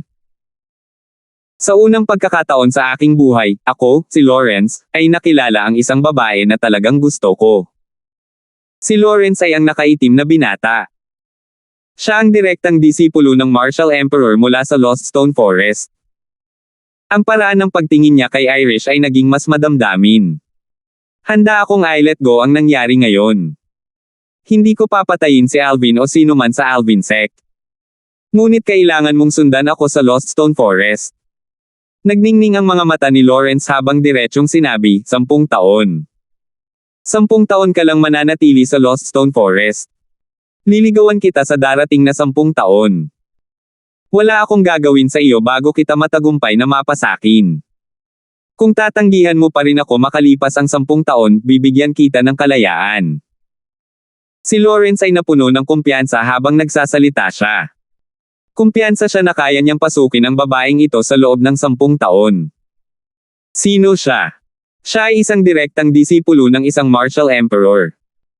Ang pinakamakapangyarihang alagad ng Martial Emperor Shi-Chi. Dapat niyang patayin ang sarili niya kapag nabigo siyang manligaw sa isang babae pagkatapos ng 10 taon. 10 taon. Muling tumahimik ang lugar pagkatapos magsalita ni Lawrence. Miss Irish, huwag kang pumayag dyan, sabi ni na Gold Tog at Jack na gumaling ng husto pagkatapos uminom ng hilang medicinal pills kay Irish sa pamamagitan ng voice transmission. 10 taon. Hindi ito itinuturing na mahaba para sa isang martial artist, ngunit sa isang batang mag-asawa, ito ay masyadong mahaba. Sapat na para makalimutan ng isa ang isa. Bagamat maaaring hindi lubusang makalimutan ng isa, sapat na ang haba para mawala ang alaala. Oo, Miss Irish. Mangyaring pag-isipan itong mabuti, sabi ni na Silvestre at Paloma. Bagamat gusto nilang mabuhay, mas gugustuhin pa nilang mamatay kaysa hayaan ang isang magandang babae na magsakripisyo ng 10 taon ng kanyang buhay para sa kanila. Ito ang pinakamagandang alok na maaari kong gawin. Kung ayaw mo, papatayin ko ang lahat sa Alvin sect. Pagkatapos nito, hihintayin kong bumalik si Alvin bago ko siya patayin. Naging malamig ang boses ni Lawrence nang makita niya ang kawalan ng tugon ni Irish. Ang kanyang pasensya ay pagkatapos ng lahat. Sa wakas, nagkaroon ng kasiglahan sa mga mata ni Irish habang siya ay sumulyap kay Lawrence at sinabing, "Manampa ka." Ano? Nag-aalala ka na ang direktang disipulo ng Martial Emperor na tulad ko ay babalik sa aking mga sinabi. Bagamat sinabi iyon ni Lawrence, ang kanyang puso ay napuno ng kagalakan dahil ang babaeng nakasuot ng pulang damit na nauna sa kanya ay halos sumang-ayon sa kanyang kondisyon at handang sumunod sa kanya. Sa makatuwid, nakipagtulungan si Lawrence at nanumpa ng 99 Heavenly Tribulation. Bang! Bang! Bang! Hindi nagtagal, tumunog ang 9 na kulog bilang tugon sa panunumpa ni Lawrence. Pangunahan. Malamig na sabi ni Irish pagkatapos niyang makita si Lawrence na nanumpa. Hindi pa nakabawi si Lawrence. Sa sandaling bumalik siya sa katinoan, agad niyang pinangunahan si Irish sa direksyong hilagang kanluran. Ang kanyang destinasyon ay Lost Stone Forest. Iniwan ni Lawrence ang Alvin sect kasama si Irish ng ganoon na lamang. Tuluyan na niyang nakalimutan ang tungkol sa paghihiganti kay Yang Chun. Para sa kanya, walang halaga ang pagkamatay ni Yang Chun. Ang pinakamahalaga sa kanya ngayon ay ang kagandahang ito na nagustuhan niya. Sa darating na 10 taon, gagawin niya ang lahat para makuha ang puso ng dilag na ito at maging babae siya. Gayunpaman, naging pragmatic lang si Irish. Naniniwala siya na ang kanyang kuya Alvin ay magtataas ng kanyang kakayahan sa wala pang 10 taon at pupunta siya sa Lost Stone Forest upang iligtas siya. Ituturing niya ang kanyang oras sa Lost Stone Forest bilang isang pagkakataon upang magtanim.